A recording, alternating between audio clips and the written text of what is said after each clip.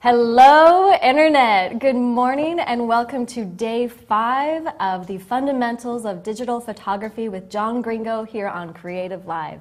My name is Lorraine Lobdell and I will be your host alongside Aaron this morning. Irfan this morning. You're so close. I'm so sorry. That's what happens when I leave for one day and I get replaced. I know. I'm excited to be back too. I'm sorry I missed yesterday's broadcast, but I'm back. I'm glad you're with back. more energy than ever. Yay, I'm so excited. You can call me Aaron if you want to. I'll answer. I'm going to. Aaron is our producer, so I was just talking to him. All right, so obviously we're going to have 8 minutes of pre-show right now so we can check our audio and video. So please let us know in the chat rooms if you can see us and hear us. And also drop us a line in the chat rooms to let us know where you are joining us from so that we can give you a shout out here in just a few minutes.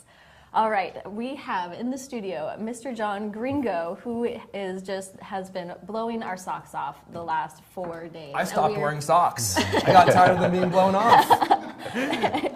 And so we've just had an amazing week here. And John, welcome back to Creative Live in day 5. Yeah, we're so excited for the this. big grand finale. Exactly. So just kind of a word to everybody. Today is very different than the previous 4 days. I hope it'll still be great, but it's just very different style of what we're going to be doing today. Fantastic. Well, I'm excited for it, and I want to introduce our studio audience for the 5th time this week. If you guys could tell us your names, your websites if you'd like, and then something cool maybe that you've learned sometime during this week. Yeah, grab a mic. Don't be shy. My name is Erin Miller, and my blog is at erinmillerimages.com. And yesterday was incredibly helpful for me, gaining at least a basic understanding of flashes and how they work and what they do. I think I had been totally afraid to step outside the area of natural light because I had no idea anything to do with flashes, what they were doing or anything. And honestly, the most helpful thing happened yesterday during break when John showed me that the reason my flash wasn't working at all was that my camera was in red eye reduction mode, and I didn't know that. And, I had this flash and it just didn't work, so that was really helpful. Nice. Hi, I'm Lisa Castile. I'm from Portland, Oregon, and my website's gardenwindowphotography.com, and you can connect with me on Twitter and Facebook from there. I think yesterday I learned that if John gives himself 3 stars on his own photos, then I think I'm on the opposite end of the chart, not even on the star chart yet. But no, I really enjoyed the flash section yesterday also. Now I understand why all of my flash pictures were completely blown out, so that was really helpful. Nice. Good morning, my name is Joe Ebelar, and my Twitter handle is Joe Literato, meaning it's Joe Photo, but I have to change the photo because it's taken. Joe Photo is taken, so I have to use a Joe Literato. Anyway, I did enjoy my the workshop yesterday with all the equipments, the lenses, the tripods, the flash. Because although I have them all, I still need to know knowledge about, is my tripod good enough? How heavy should it be? Because they have pounds it can hold. So I'm afraid to put my camera. Is this going to hold my camera? Anyway, that was a very enlightening information about the equipments, the flash, the tripods, and all the amenities that goes with it. Good deal. Good. Good morning. My name is Maria Platska, and I've just been really enjoying the workshop every day, learning a ton. One thing that sticks out yesterday especially was when you showed us how to, in direct, in bright daylight, how to take a photo of somebody, how to take somebody's portrait with backlighting instead of trying to figure out, how to decrease the shadows to just backlight them. So it's something that I'm really going to try now to experiment more with. So thank you. Good. Good morning. My name is Jared Rogers. My website is www.rogersglobal.com, and you can find me on Facebook and Twitter at Rogers Global. And for me, I can't even pick one takeaway because this class has been just really, really thorough. When I first actually saw the title for the class, the fundamentals of digital photography, I really thought that it might have been, a little bit on the beginner side because I've been shooting for a number of years, and this isn't just the foundation. I mean, this goes straight to the moon, man. The amount of information that we've gotten over the last 5 days has been truly exceptional. Thorough, easy to understand, and I've got probably 4 pages worth of takeaways, and I've been shooting for a number of years. So I just wanted to thank you. I'm looking forward to the rest of the day, and so far the course has been really exceptional. Great. Awesome stuff. Thanks. I've really enjoyed the course too, and we were talking earlier before we started recording, and I was just saying, this is called the fundamentals of digital photography, but even as somebody who's been shooting for a long time, I've bought and sold several sets of cameras, and there's so much stuff here that I just don't think that you're going to find anywhere else. I've learned a ton. Just sitting here watching you, and you were saying earlier you were wondering if people who are really good photographers who've been shooting for a while were going to take away as much as beginner photographers, and I definitely think that's true because I've come away with a lot, and some of my photographer friends who actually have photography businesses have been telling me how great this course has been on Facebook, and I didn't even know they were watching. They just saw me on here, and they reached out to me, so I'm looking forward to another full day. But I also want to welcome our huge internet audience. It always blows my mind how many people we have from all over the world. I think the only place I haven't seen yet is Antarctica. We have had Oh, have we really? Antarctica, and he sent us his photo of him sitting in the snow with Wrestling his a polar laptop. bear? Oh, okay. So let's do some internet shout-outs, shall we? Go ahead and tell us your name and where you're from.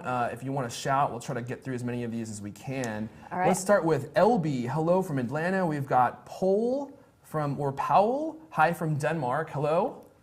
All right, and we have Antonio joining us from Brazil, and Win Cook is joining us from Australia today. Good morning. We have got Catriona. Hello from Scotland. She says the name of the city is Blater. I hope I didn't totally destroy that. Please, no offense. We've got Malia from Finland. Hi.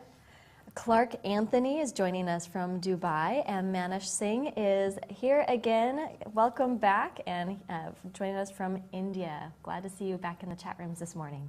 And we've got one of the most exotic locations in the world, one of my favorite places. We have Jim from Tacoma, Washington. How's the weather up there, Jim? I should say down there. And we've also got Marcus from Edinburgh, Scotland. K Photography is joining us from Burma, and we have Orium is joining us from Portugal, and we have FB Photography is coming from Fernando, Sacramento, California, West Coast. Nice. And we've got Rosie from Fort Walton Beach, Florida. That sounds nice. And we have Polina from Lithuania. Wow. Cool. And Marcos is saying hello from Paris. Good morning. And Gen 7 is in Wisconsin. Brr. We'll stay indoors and watch Creative Live with us all day. Let's see here. We have AJ Archer 34. Good morning from Atlanta. We have Faith Dance. Good evening from Austria. That's kind of funny. You guys, this is so cool. Thank you very much for joining us from everywhere around the globe with us today on day 5 of the Fundamentals of Digital Photography. It is 9 o'clock and time to get started. So I'm going to take you on a quick tutorial this morning on how to watch today's class, how to ask questions and chat with us here, and how to purchase the course videos. There is one place to watch Creative Live, and that is creativelive.com. Creativelive.com also works on any iPad, iPhone, or Android device, so you can take us with you on the go today with you. All right, if you go to Creative Live today, you will be presented with 2 course options, and this is really cool.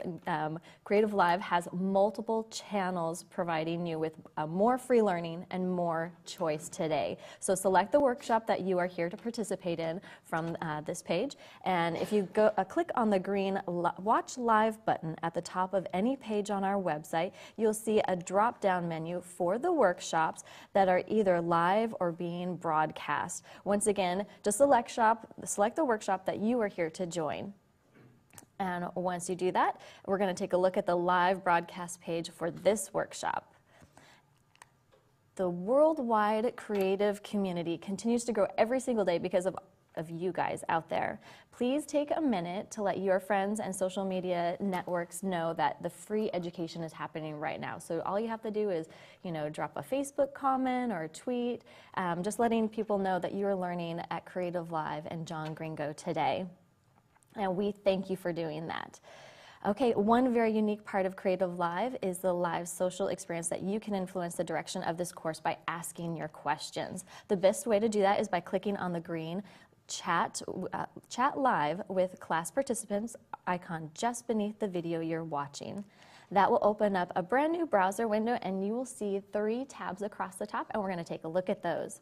The first tab is the Creative Live chat room, and we invite you to have your on-topic conversations with each other there. It's an amazing global community out there. You guys have a wealth of knowledge that you get to share with each other. So we encourage you to interact with each other with on-topic conversation here.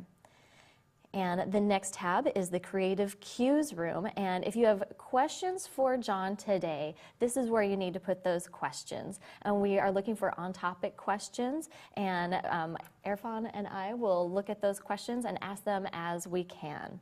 And there's no need to ask the questions more than once in here because we have amazing off-screen chat hosts that are grabbing the content and putting it and organizing it for us.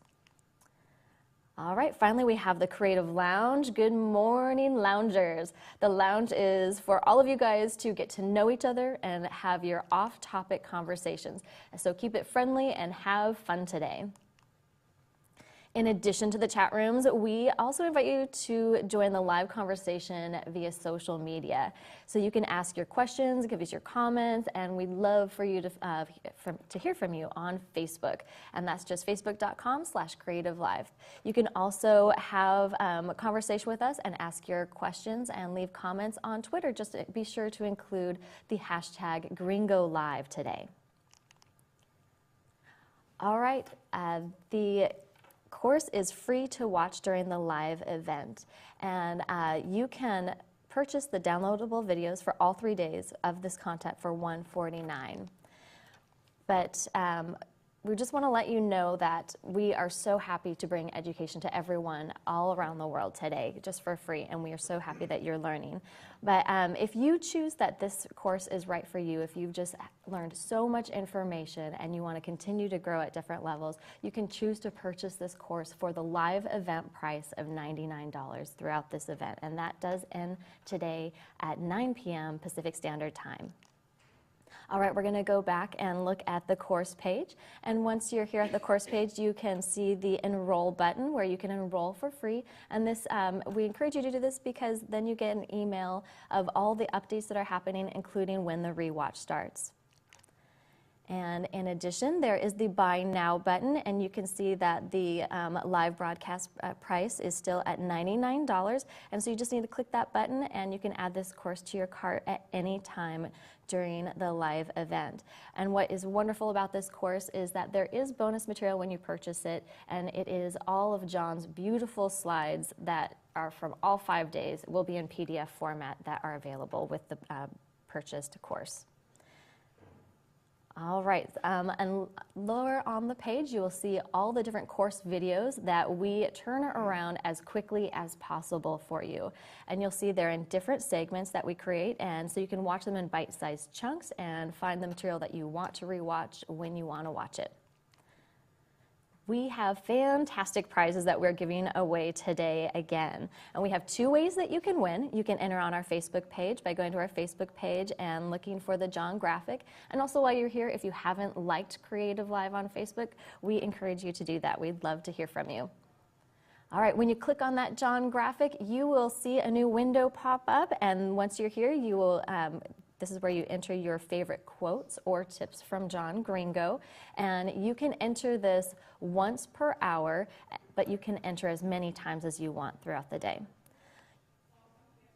You can enter as many times for the giveaway on Twitter, as often and many times as you want. All you need to do is enter your John Gringo quote and include the course URL, which is cr8.lv/photogringo.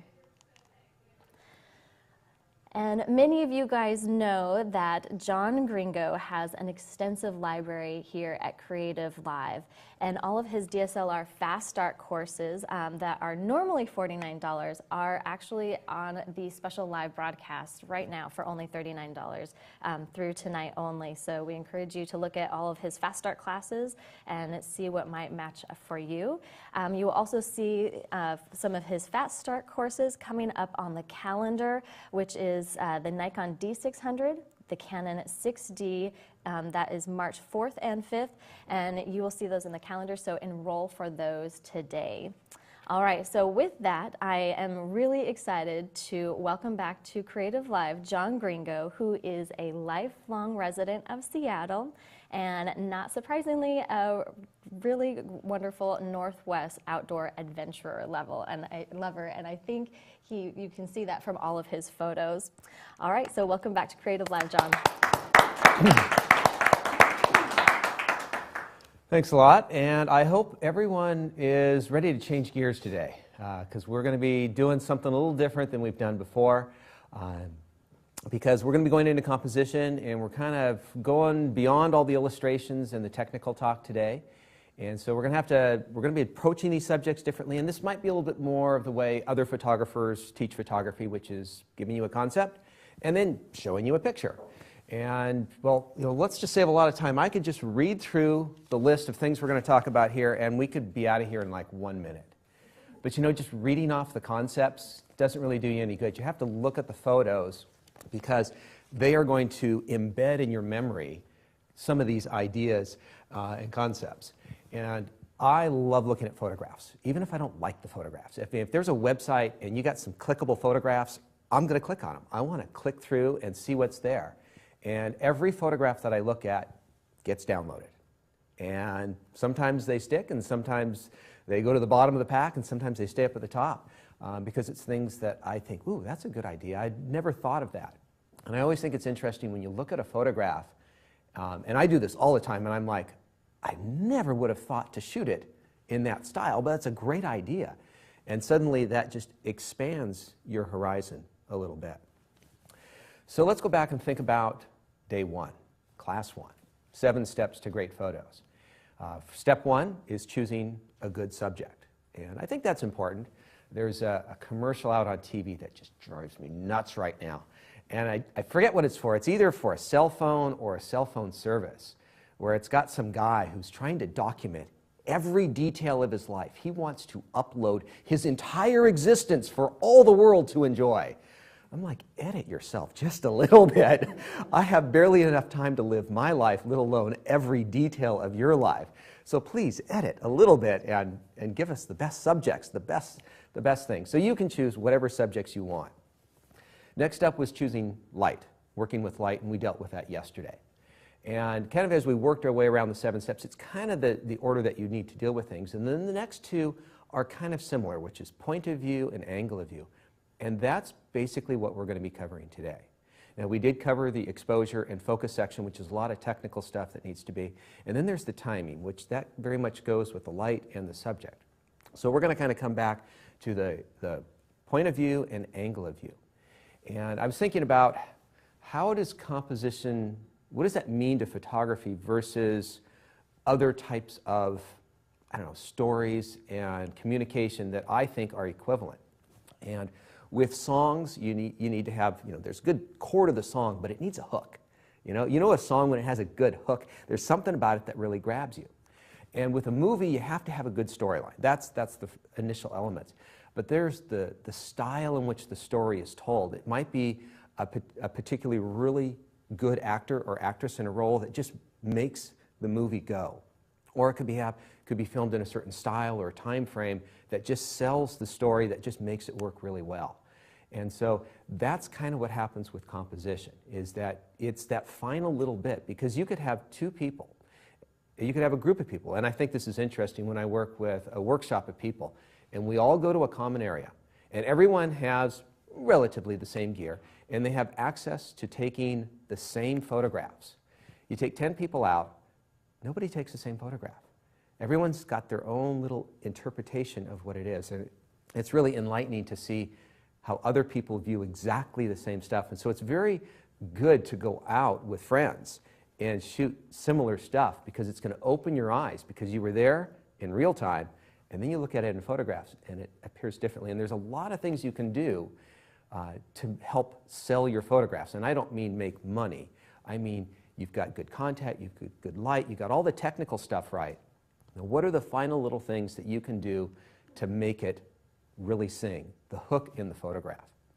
All right, so today is different also in the sense that the morning and the afternoon session are basically one big section. We just don't have time for composition, so we break it into two parts. So we'll do composition 1 and then composition 2 later this afternoon. And I want to start off with just a formula for taking great photographs. Anyone ever want to have a good formula? Just a couple different elements of what it really takes to make a great photograph. And if you're not getting good photographs, come back to this formula, look at the 4 elements in this formula, and ask yourself, what do I need more of? Because I look at this formula and I never have everything that I want. There's always something that I am in need of. It's like you're a cook and you're making something and you never have all the perfect ingredients. So you're trying to do the best you can. All right, so here are the 4 elements that you need. Number 1, you need a camera. All right, so that's obvious. We've talked about cameras, we've talked about sensors and all those things, lenses that go along with it. And as much as I like to geek out on cameras, that is actually the least important of the 4 elements we need. But it is part of it. There is an element that you do need a decent quality camera to take a good quality picture. All right, the next element, and if guys in back, if you could add sound to the studio, it'd be nice to have the studio audience in on some of the sound on this. Okay, the second element that you need, and this is the one that I'm always struggling with. Face it, we need time. All right, so if you're doing the European vacation of 8 countries in 6 days, you're not setting yourself up for taking great pictures. All right, you need to give yourself time to be creative out there. And so if you want to go out and you want to take pictures, sometimes you need to say to your friend or your partner, hey, I'm just going to wander for an hour because I want to just explore and think. It takes time to refine, to find the subjects, and then to work through it. I never take a perfect picture the first time around, it seems like. I need to warm up to it. All right, the third element that you need is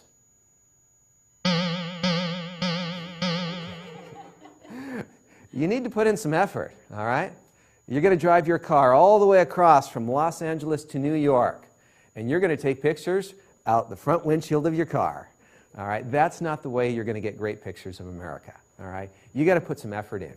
And I have found that effort for me often comes in waking up a couple hours earlier, sticking around a couple hours longer, going up to that last little viewpoint to find that little area, exploring both sides of the river, up and down, everywhere I go. And so there's a lot of effort that you need to put in. You need to try this, you need to try that. You can't be a lazy photographer. There are no successful lazy photographers. Final, 4th element you need is all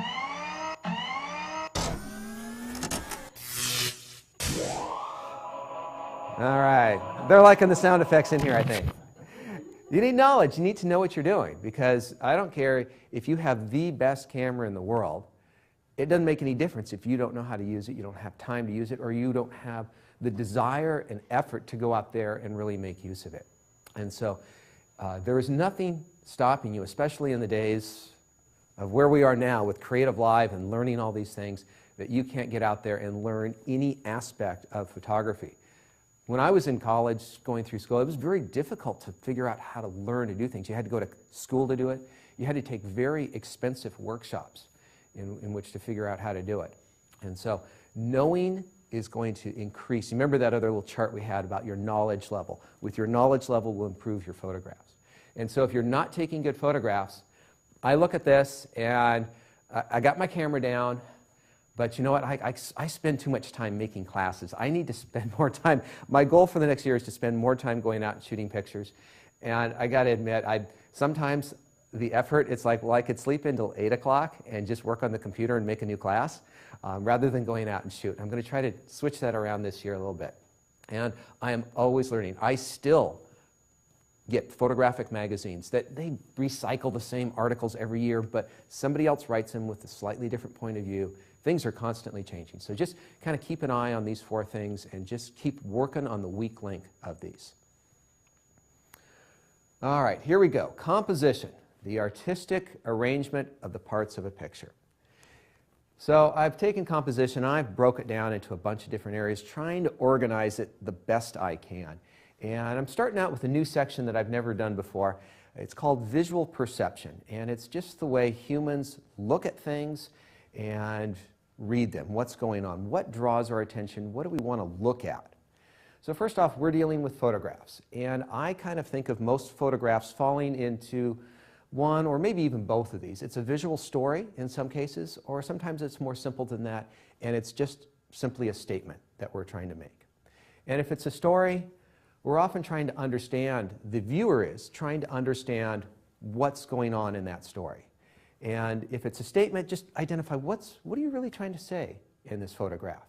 And so we're communicating with people in a visual medium.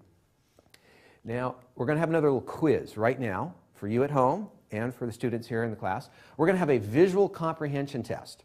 What's going to happen? If you look in this red box area, I am going to show you a photograph for 1 second.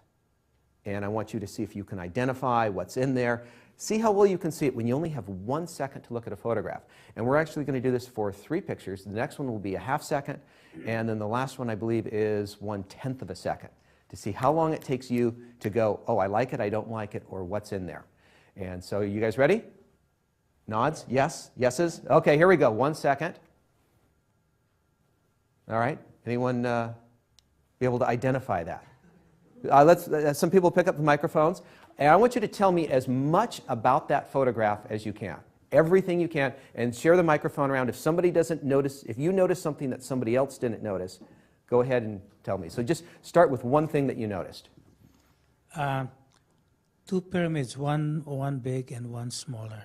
Okay, somebody else? A camel or a person maybe riding a camel? Okay, somebody else? Just something else you might have noticed in there.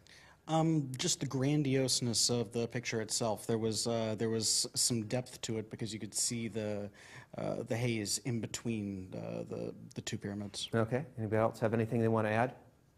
Okay. Maybe not. All right. So let's go to the next photograph, and we'll look at that photograph again. All right. So keep your eye on the red box, and this is going to be for 1/2 second. All right. Somebody tell me what they saw in there. An egret in flight.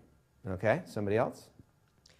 It seems like the bird was just taking off because it had the legs kind of extended. Okay. Could you see both feet? Yes. Could you see both wings? I don't know. Okay. Anybody else have anything to add?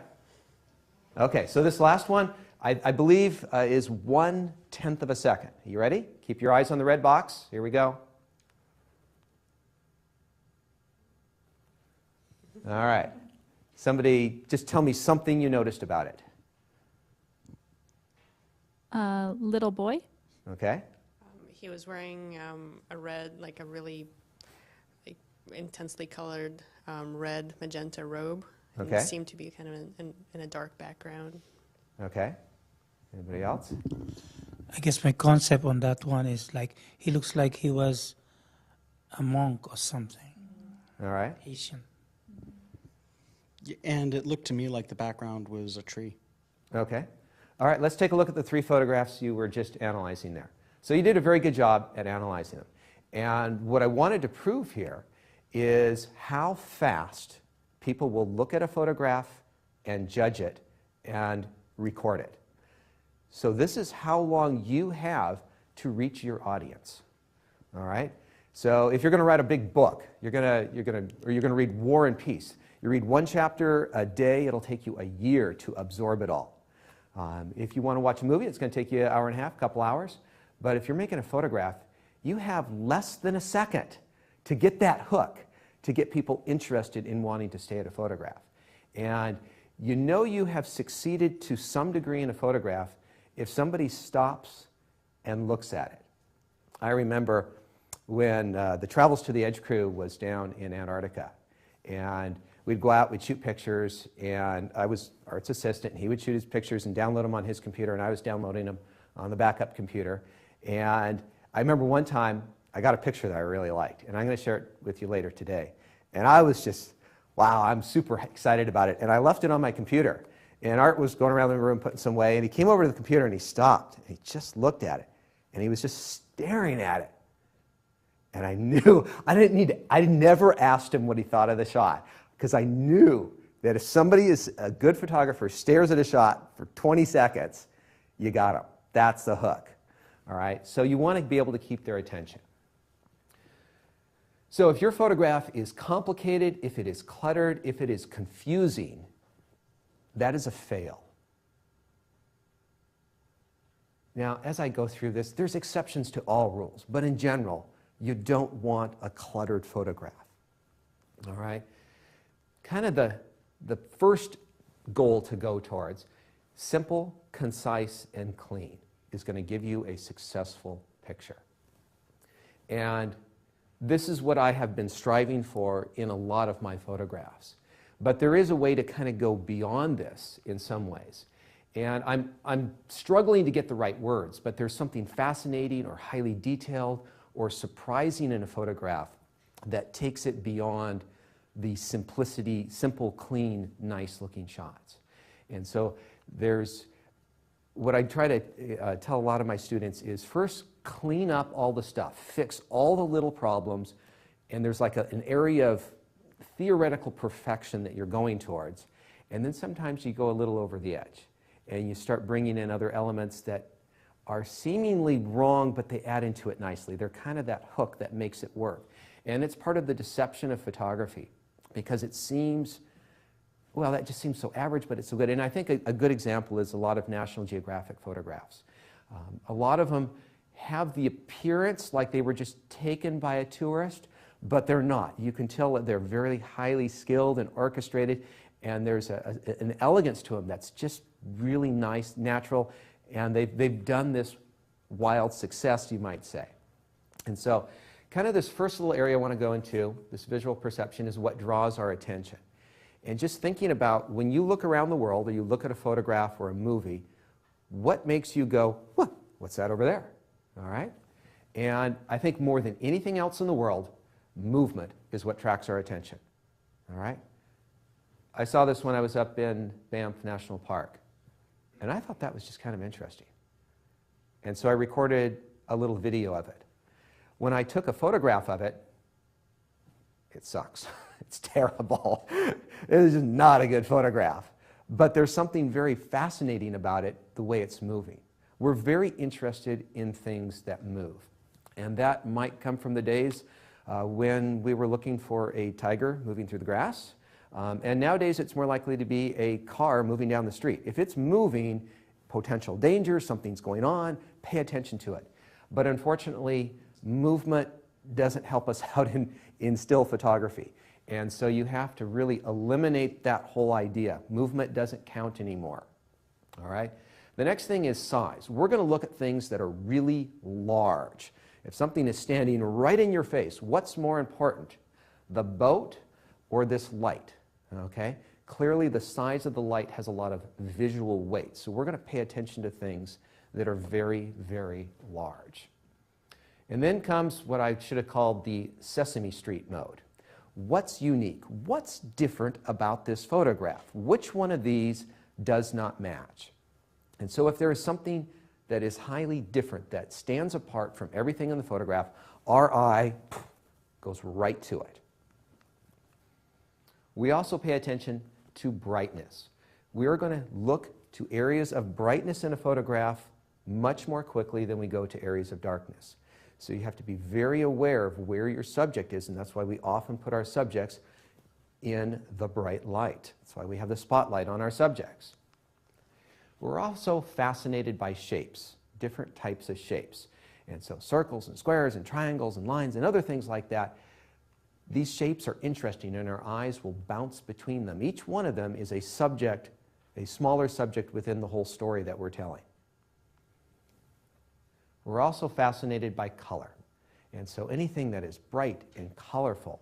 And I don't know if it's true, I think it's true that red is the least common color in nature. And that's why we're, in some ways, the most interested in it. It stands out the most. Something that's kind of unique to photography is sharpness. With our own eyes, we're constantly refocusing so that it's sharp wherever we look. But in a photograph where we choose the sharpness, we are forcing the viewer's eyes to go to a very particular spot in the photograph. Next up is contrast. We'll see this with some black and whites. I have a new black and white section in the second half of today. And so in here, if something has a lot of contrast, that's generally kind of interesting to us. Next up, what's unusual? Is there something really weird going on? That's going to draw your attention. Is some guy walking down the street with his shirt off? Well, what's going on there, you know? We're always looking for potential dangers, and that's sometimes things unusual or things that just don't fit in. We also love looking at pictures of people. Anytime you have a photograph where there's a person in the photograph, people want to see the people. What are these people doing? What are those people doing? What are those people wearing? What's going on with those people? We're constantly interested in what other people are doing. And we're also interested in what animals are doing. So if you've got an animal in that photograph, people are going to want to see that animal. And probably both with people and animals, we're very particular about faces. We love reading faces. What's going on with the face? What's going on with that person? We have a lot of expressions in our face, a lot of ways to express ourselves. We can kind of read into what's going on in the photograph. That's how we're reading more information than just some visual pixels here. And finally on my list is the eyes. We go straight to the eyes. That's the key to the whole face, is what's going on? Why are they looking? What are they thinking about? And that's mostly going to come through the eyes more than any other place. And this list actually goes on, but these are the ones that I thought were most important to photographs. So those are some things to think about, what people are interested in, people are going to look at, and how they're going to look at your photographs. Okay, let's get started with composition basics. And so I have kind of stepped back from previous classes to go even more basic. All right, so we're going to start off at the absolute simplest level. And one of the things that bothers me is intrusions. This is time for you to take out the trash, okay? Now, I showed you this picture earlier. I think we were illustrating what 1/2000th of a second looks like. And I'm going to share with you, because I'm a very honest guy, the behind-the-scenes look of what was really going on here. Okay, you ready? Here we go. And that's the original photograph.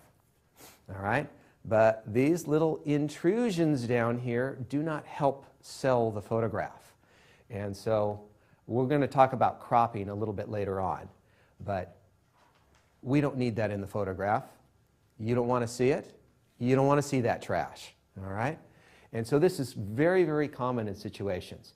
And so somebody might show me a picture like this, and I would say, "Excuse me, what's this?" And they would be like, "Well, that's part of the tree." "Why am I looking at part of the tree?" "Well, it's just there." "Doesn't need to be. Let's get rid of it." And so just simply a subtle little crop like that. All right? How about this? Photobombing by a mushroom? Hey guys, what's going on? Get that out of there. We don't want to see that. It's not part. If you're not really in the group, you're not in the group. Get it out of there. Photobombing by a mushroom. How about that? All right. So that's just the simplest things. Narrow down what you really want in the frame versus what's not there. All right. So with the frame, you really want to fill it up with the good stuff. And you know, I'm not perfect at this. A lot of my first shots will look like this. Okay, here's what I'm interested in, and I get all excited about the subject, and I'm like, well, you know, there's kind of some loose ends. And this is very much related to what we were just talking about. It's just a slightly different version of it. And so in this case, let's fill up the frame with all of the good stuff here, staying nice and tight in, and we don't have any loose elements that don't make sense. Have you ever watched a movie where one of the actors or actresses drops their keys? Anyone ever seen that in a movie? What happens at that point? Does anyone know what happens in a movie at that point? They show the keys. What typically happens is a couple of things. One, they get attacked by an axe murderer, all right, because they weren't paying attention because they dropped their keys. Or all of a sudden they remember something. You'll never see in a movie somebody drops their keys where it has no significance at all. It's got to have significance, and we're getting rid of the things that don't have significance here. We're filling the frame. What did the first picture look like for me? It was kind of a little loosey-goosey on the composition. We don't need this dead, empty space up here. Fill the space up with what we want. And a lot of times, you'll be so concentrating on the main material that you have in your photograph, you kind of forget about these little corners. And you've got to really scout your corners. One of the advantages of some of the higher-end cameras is that they have 100% viewfinders, and some of the lower-end cameras are around 94 to 96%, and you kind of miss these things, and they do come out on the final frame, so you just got to crop them later on. But nice thing about having a 100% viewfinder. And so just some examples where you're filling the frame and you're working with the format you're in. I love the fact that these camels' noses are going right up to the corner, really making use of all those pixels. Now, before you get too eager to fill the frame up, this is something you definitely don't want to do because these are some really important areas on the bird here, right at the wingtips, and so let's not cut them off in this regard here, all right? And let's just kind of take this a step further. Imagination is a great thing. Your mind will replicate things that it thinks are there. Some flamingos in Kenya. Not a terrible shot here, but what's also kind of interesting is if we frame it like this, we're going to have less flamingos in the shot. But when we do this, the assumption is that because it totally fills the top of the frame, it must go like that for much, much longer. And so we're filling the frame and we're creating an illusion. It's a magician's trick, if you will. It's a little deceptive. It's not untruthful because I didn't Photoshop any of these flamingos there or away. They're there. I just didn't show you the ones that aren't there. And so here, this very subtle little horizon line at the top, that's not helping us. And all we need to do is just a really slight camera twist to make the photograph sell. Now it's got the hook. One of my favorite pictures from Iceland. And you don't need to see the top of the waterfalls. Let your imagination go. Maybe this is one of those waterfalls from Lord of the Rings that falls for a mile, you know. And so we're filling the frame up and you're not seeing the whole story. And that's one of the great things is when people look at your photograph and they still have a few questions. It's okay to not answer every question in a photograph. A little bit of mystery is a good thing. That's what makes a good movie or a good story, a good book. I kind of like this because it's like, wait, is that real? Is this, what's going on? And, you know, it's a natural bridge down in Utah. And probably my favorite picture from my trip to Jordan with the treasury. And it's not right in front showing the entire treasury, but that's often how I'll start out. Just, you know, okay, here's the whole thing. Okay, I got the whole thing in case I need a shot of everything. But this little hint of majesty just around the corner, I think is a lot more interesting. And so it's going to be a matter of working through pictures to where you can reveal a little bit and hide a little bit. And so these really, really basic things are blocking the intrusions, filling the frame, and then going beyond that and hiding a little to add some mystery. And although I don't have a slide for going to any questions, now might be a good time to just pause and see what people have to say. Sure, let's start with this one. Fashion TV from Singapore is asking, John, what is negative space and how important is such a space in an image? And how do you decide where to frame such space? Top, bottom, left, right? Any practical tips? I think that's like 5 questions. Right, right. Well, I actually do have a section specifically called space. I don't have one called negative space, but it's kind of the same. It's my version of it. And my opinion of this, I don't know if they're asking that or not, but they're going to get it, is that we live in a very cluttered, messy world in general. And when we see a nice, clean, open, empty space, there's something kind of refreshing about that for a moment, that it's so pure. And so in some cases, you don't need to fill the frame with every inch of something. And so kind of going back to the beginning of probably what I should have said today is, I'm going to be giving you a list of ideas. These are not rules. These are not ways that you have to shoot everything. These are ideas, and they're all just little tools, different size wrenches that you can have available that you can go, well, what's going to work on this subject? And in some cases, you'll be presented with this beautiful open sky with just a little tiny cloud in there. And you take advantage of it. And then another time, it just doesn't look so good, so you completely crop the sky out. And so it totally depends on what you're presented with. But I will have a number of pictures to illustrate space. And so I don't get a good chance to use that sometimes because it's, as I say, it's a cluttered, messy world. And when I get a chance to shoot that big open space, sometimes that's nice to do. Great. Great question from Sandra in New York City. While cropping for prints, do you always have to apply the cropping ratios, 4:6, 5:7, etc.? Thank you. Yeah, actually, it's so funny. It's a reoccurring theme. I have a slide for that. I have a little section on cropping, and one of the reasons you crop is to fit an aspect ratio, which I really like the fact the medium in which I work is either with projection or with TVs, and I can usually go squares or any shape I want. And so I have kind of a lot of freedom, which is great because I'll just do whatever works. I go for whatever works best in the photograph. But if you are going to be printing something, 8x10 or whatever size it needs to be, it would be best to know that even before you take the shot. There are some cameras out there that are kind of nice because they will have crop frames that you can turn on in your camera so that you can fill the frame that you're going to be using in the end right when you're shooting the photograph. And so yes, you do need to do that adjustment either in Photoshop or when you shoot it ahead of time, because some cameras will only record an 8x10 aspect ratio, for instance.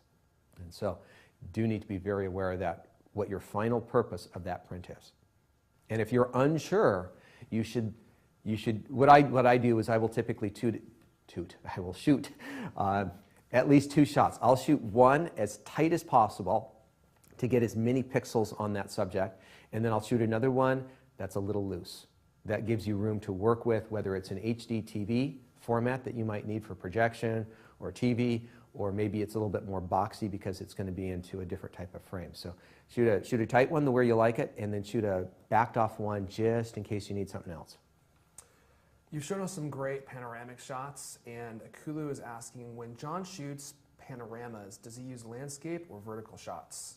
I have a panorama section coming up that Of will course. include an awesome panorama that anyone who works, has been to Creative Live will love. And so stay tuned for that one. Okay. Cool. All right. Earlier you brought up the fact that you still look at magazines, different photography magazines, and quite a few people, Kay Wynn, Linda T, and Wallingsworth, they are all wondering, what magazines do you look at specifically for inspiration and growing your own photography skills? Yeah, in the days of the internet, I spend probably a lot more time going around different websites and so forth. But I still get a subscription to National Geographic. I have a subscription to Outdoor Photographer. I have a subscription to Pop Photo mostly because I need to stay really kind of on top of all the equipment stuff because I do all the camera classes. Because I get all these wild questions and it's like I'm supposed to know what Olympus Flash works with an Olympus camera. And if you ask that Olympus question, I was watching the rewatch and I remember now that flash will not work on that camera because they're too far apart. So I need to stay up on that trivia there. But I do a lot of searching around the internet, trying to think of anything that I would. F-Stoppers is a website that has a lot of great information, and they often post some very interesting photographs and galleries of photographs, and they link to a lot of good galleries, and so that's a fun one to go to that I think has the highest quality. You want to do one more before we move Sure. on? This one is from Pro Photographer. How often do you clone out unwanted items as opposed to cropping them out? Usually, if at all possible, I'll crop out what I don't need. I will clone out dust specks and things like that. It's quite rare for me to want to clone out something more significant like a tree or a bird or anything like that. I mean, I have done it from time to time, but I end up just not feeling right about shooting it if I know I'm going to clone it out. And so I'm not a big Photoshop user. Of the images that you're seeing in this workshop, I think I have 1,400 images that I'm sharing. And I can think of a couple instances where I need to clone something out, and it was mainly for teaching reasons that I needed to get that out of there because I'm trying to illustrate a point, and I didn't want you distracted by something else. And I'm not being a photojournalist in this regard, trying to present everything as absolutely truthful, but I Photoshop less than 3% of my images, I would say, that need any sort of, and that might be down around 1 or 2%, I'm not sure, but 3% is a safe number. Question in class? Yeah, with the Photoshop content aware, sometimes you take a picture and there's a leaf or a line, wire, electrical line that kind of Right. intrudes on it. Are you in favor of the content aware in that case? When Photoshop came out with content aware fill, I said, at least for me, and I realized that there's a totally practical application, but me being a little snarky is just like, oh great, we can get rid of stuff we weren't supposed to photograph in the first place. It's not anything I've ever used. I have, however, cloned out a telephone line that was just really irritating in a photograph. And I feel a little guilty about it, but in some ways, I think in the long-term future, we're going to have a different power grid system, and we're going to get our internet differently, and they're going to take all those power lines down anyway. And at some point, someone's going to make a little photo program that goes into all the old photo programs and takes down the photo lines so that they look like reality, because in the future, there won't be these power lines. I think we're good to move on if you'd like. Okay. All right, let's get started, kind of the main section. So that's just the preliminaries, you might say. So work the scene. Nobody gets it right the first time around. You're going to get excited about a subject. You're going to start shooting pictures, and then you're going to start realizing that what you saw and what you're getting with the camera aren't matching up to your expectations, so you got to keep shooting. And you got to keep shooting around, and this usually takes a few pictures, a little bit of time to really explore the subject, to figure out what's working and what's not working.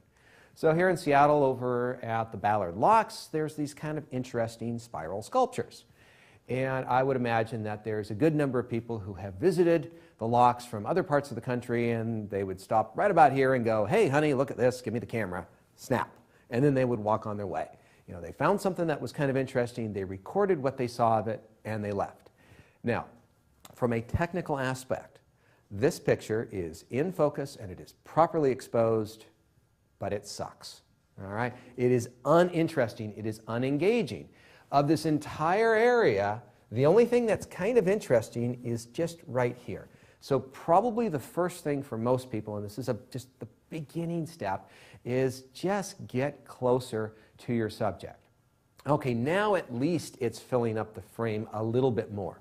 But everything that was wrong in the first picture is still wrong here. We got lots of areas of concrete that we don't care about, condos and trees and sky and all sorts of stuff that we don't need about.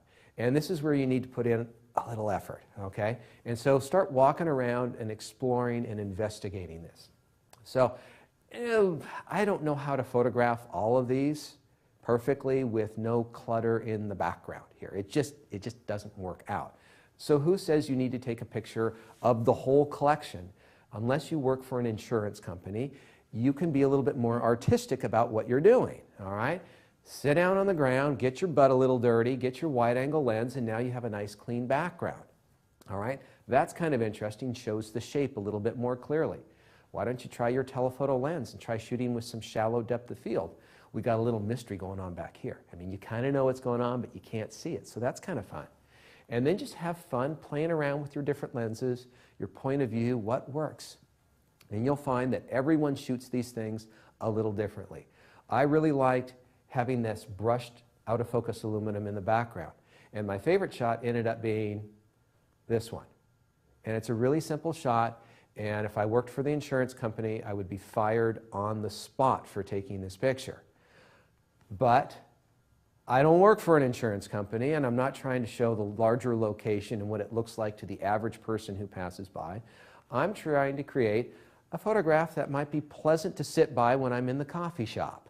Something that I like to look at that's kind of engaging in some manner of speaking.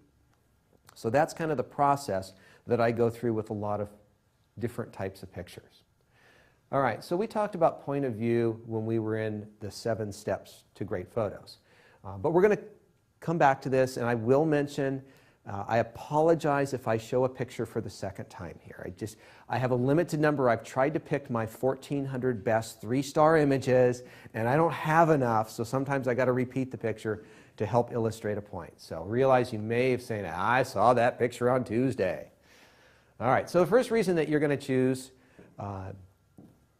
a better angle of view, better point of view, is the better viewpoint. And I mentioned this exact photo in the 7 steps.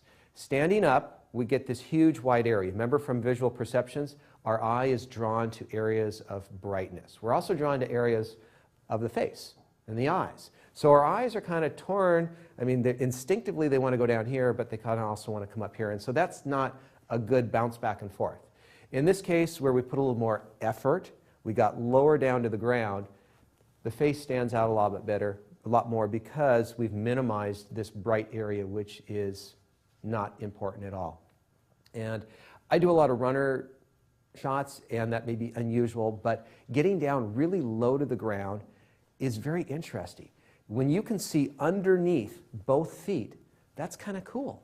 In fact, when you can kind of hide over the edge of a hill, that's kind of interesting there, because you don't normally, there's something different. You show this picture to a person, they're like, and if you were to ask them, what's unusual about this photograph? I don't know. It doesn't really seem like anything unusual, but there's something different about it, and it's because I was really low to the ground. Oh, and actually, some people like it when you Photoshop stuff, and whoops, I want to jump back for a second. I want to show you how truthful I am. See that little intrusion there? I should have cloned that out. Should I have cloned that out or not? Yes or no? What do you think? I mean, it doesn't really matter, but it's kind of this awkward thing, this shape that stands out. I don't like it, but I can't really crop it. I mean, I could crop it, but then it becomes an awkwardly narrow picture. And so I'm just going to live with it. I mean, life's not perfect. Getting down low with the king penguins. Viewing them at their eye level. That kind of lower angle of view, just above the grass line, makes the elephant seem even larger and more powerful. At Gasworks Park in Seattle, there's this kind of interesting sundial we have up on the hill there. And if you want to show the dial and the city behind it, you got to be very careful with where you get your camera angle so that you can see both as well as possible. And there's going to be some little magic place where it's the best balance between the two. From right here, you can take a picture of Seattle, and it really kind of showcases the length of Seattle. Because if you look at Seattle on a map, it's a very long and skinny city. And if you were to walk from the Space Needle all the way out here to the Columbia Center, that's about a 2-mile walk. But if you view it from Cary Park on Queen Anne, as you've seen in some other shots, they seem like they're right next door to each other. And so where you are when you photograph a picture is very important. I love shooting from high up. It's a slightly different angle of view that we don't get to view in our daily lives. I love Google View. Oh my gosh. I will spend so much time scrolling around areas that I've been or areas that I would like to go to. Like, I've never been to Venice, Italy, but I'm looking so forward to going there and shooting pictures. And I'd be scrolling around, there's the Grand Canal, and just imagining what it's like to go in there. And with Google View, you've got some of the 3D views where you can get it at different angles. And I love trying to view that to see if I could go in there and shoot pictures. And there's places that I would love to go shoot pictures that I'm going to need a drone to get to because I'm up above shooting down. And one of the great things is that it simplifies the background. And so you don't have any clutter in the background, which is really nice. When I rode my bike across Alaska, I wanted to really remember exactly what it was like to have my handlebars on the bike, be able to look down at the map as I was crossing the Denali Highway here, I believe. And so what I did is I hung the camera around my neck with the shoulder strap, and I think I had to tighten it up really tight. It was like around my neck, about to choke me off. But then I had the self-timer so that I could have both hands out when in the shot like that, because I want to remember exactly what it was like from my perspective. And sometimes that's an interesting way to do it. Sometimes you're going to choose where to stand on your photograph simply by where the light is coming from and how it's illuminating your subjects. And so where is the sun coming up? Where are the subjects? How is it being illuminated? And so that's going to totally dictate the direction that you want to face. And it can be really frustrating when you find the best angle of view, but the light's not in the right place. So you have to wait till sunset or a different time of day to get there. And so the sun is totally dictating the composition in this. I wanted to have shot this over on the left-hand side. I wanted to put this over there. It would just seem very awkward. It seems much more natural to have that on the right-hand side. And so a lot of cases, you're just going to have to look at how it's playing with the subject that you're looking at. The backlit ferns here really illuminated the forest, which I thought was quite interesting.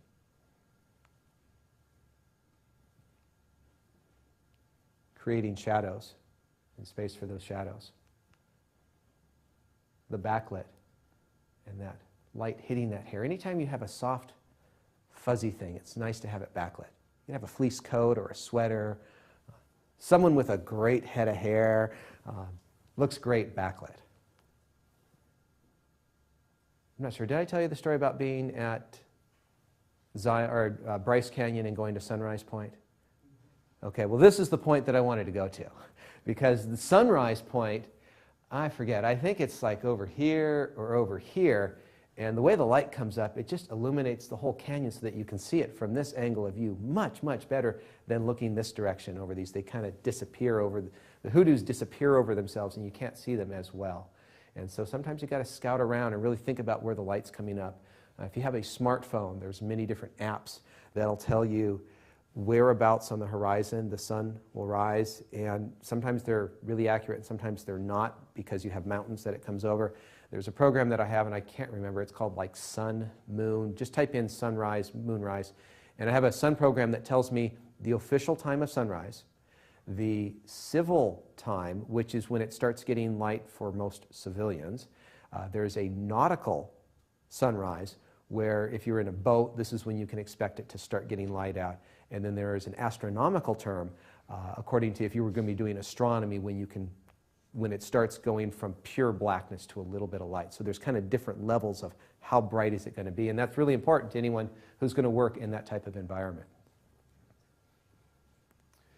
You're going to choose where to stand and shoot your picture, sometimes for focus reasons. Now the main thing here, and we did talk about this briefly, is with macro photography.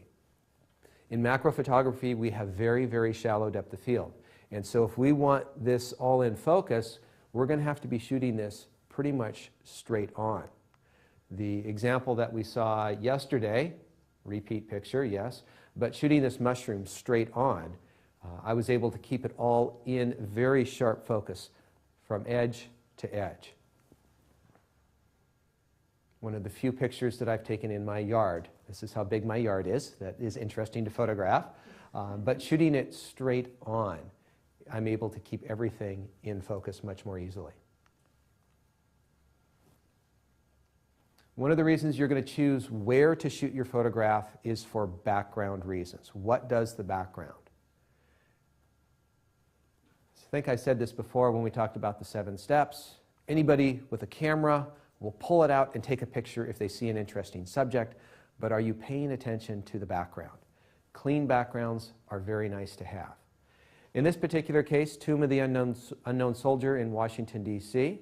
These guards are great. If you ever see, there's a National Geographic special about how precise they are. I mean, they are lining things up. They're lining their metals up with bubble levels to make sure that they are perfectly straight. Everything is adjusted exactly to the 16th of an inch of exactly where it's supposed to be.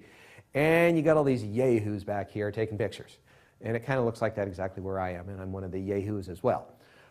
But do we want these people in our photograph? Well, I didn't really want them in my photograph. And so what do? Well, maybe I can't shoot all 3 of them. Maybe I can shoot with a telephoto lens, a slightly lower angle of view, shooting up a little bit and just having the nice clean background of the tree. Down on the Falkland Islands, beautiful blue ocean back here. And I was kind of working around to get the bird in front with the ocean in the background. In West Africa, there was a really crowded market stall off to the side, but from right here, it's just the simple texture of this rock wall back there. In Yosemite National Park, flowing river in the background with a little bit of a slow shutter speed to leave it nice and blurry so your eyes stay on the subjects that are sharp. Once again, your eyes go to what is sharp and bright. Getting down really, really low so that when he got up to the peak of his jump, he's got a nice clean background. Looks like he's jumping over the trees. The Experience Music Project here in Seattle has a very unusual shape and texture to the building. It's an easy target for photograph for anyone who comes to Seattle. Our sculpture park. And this is a very simple shot, but I got down very low, and I was just kind of interested because there was no clouds in the sky at all. I mean, there's just nothing but this very beautiful blue. And just for anyone who wants to get a little technical and geeky, I think there's a polarizer being used on this, just by the vividness of the colors, because I don't go in and tweak it out in Photoshop, but I'm more than happy to use a polarizer. I don't know if there's really any difference, but I'll do it with the polarizer. All right, so let's jump over to some cross-country running. All right, so as the runners come in on my typical home course, they're going to come in around the track, onto the grass field, and into the finish line. And I've got, about 5 little seconds where they look pretty good in there. And so this is what typical shots of them coming in look like. As they get closer, I get more of a blurry background, which is kind of nice because I kind of don't like someone wearing a bright color in the background. This is a little distracting to me. What I found was kind of interesting is I was getting these pictures with these really nice colors in the background. And let me show you kind of backed off where this kind of came from. So as I'm shooting the race, what happens is I'm going to start over here on the left-hand side, and as the runners come in, I'm going to start scanning in, and right about in here, I'll start shooting pictures, and I'll shoot pictures all through this area right in here, and right when they get here, this little tiny window of opportunity is where they have this perfect background. And it was kind of funny because the guys raced first, and the girls raced afterwards, and when the guys raced, I kind of had these random results, and I started noticing that there's this one little area, things looked really good. So by the time the girls' race came around, I had it dialed in, and I was just nailing these shots. Now, a lot of them looked very similar, but it was kind of nice because each of the girls got a nice shot with this just beautiful out-of-focus background where the subjects just pop right out of the background. But that took a little work to figure out where that background was, where exactly. I needed to adjust where I sat in the wet grass, by about 5 feet to get it over so that I was the right distance and the right angle as they came through. And so sometimes that takes a little work and a little bit of effort to make that happen. Maybe we could just pause real quickly, see if there's any questions that we are collecting up at this point.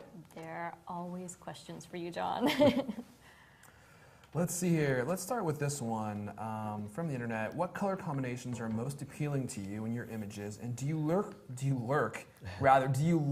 for certain colors when you are in the field? Maybe you're lurking as well. I hope I'm not lurking too much. There was a section that I actually took out of this class about complementary colors. I didn't have enough strong material to really support a whole section on it.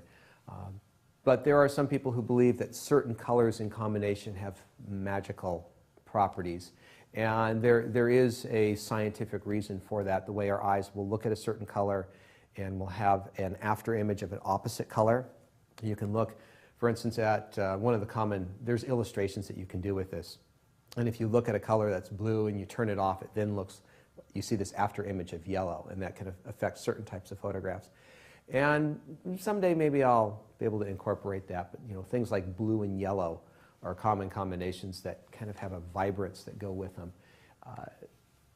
I'm not so much choosing the photographs, they're kind of out there, and so I'm kind of okay with anything.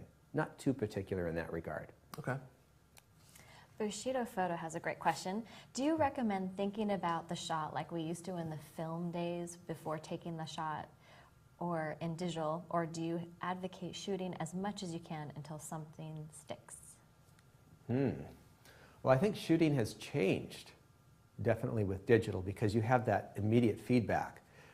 But there was still, I mean, still in the days of film, you would shoot, and even just that clicking of the shutter, you could kind of imagine what that shot was like, rather than just looking at the shot. And so you kind of work through the different sides. But I think now being able to review images is a good thing on the camera in the long run.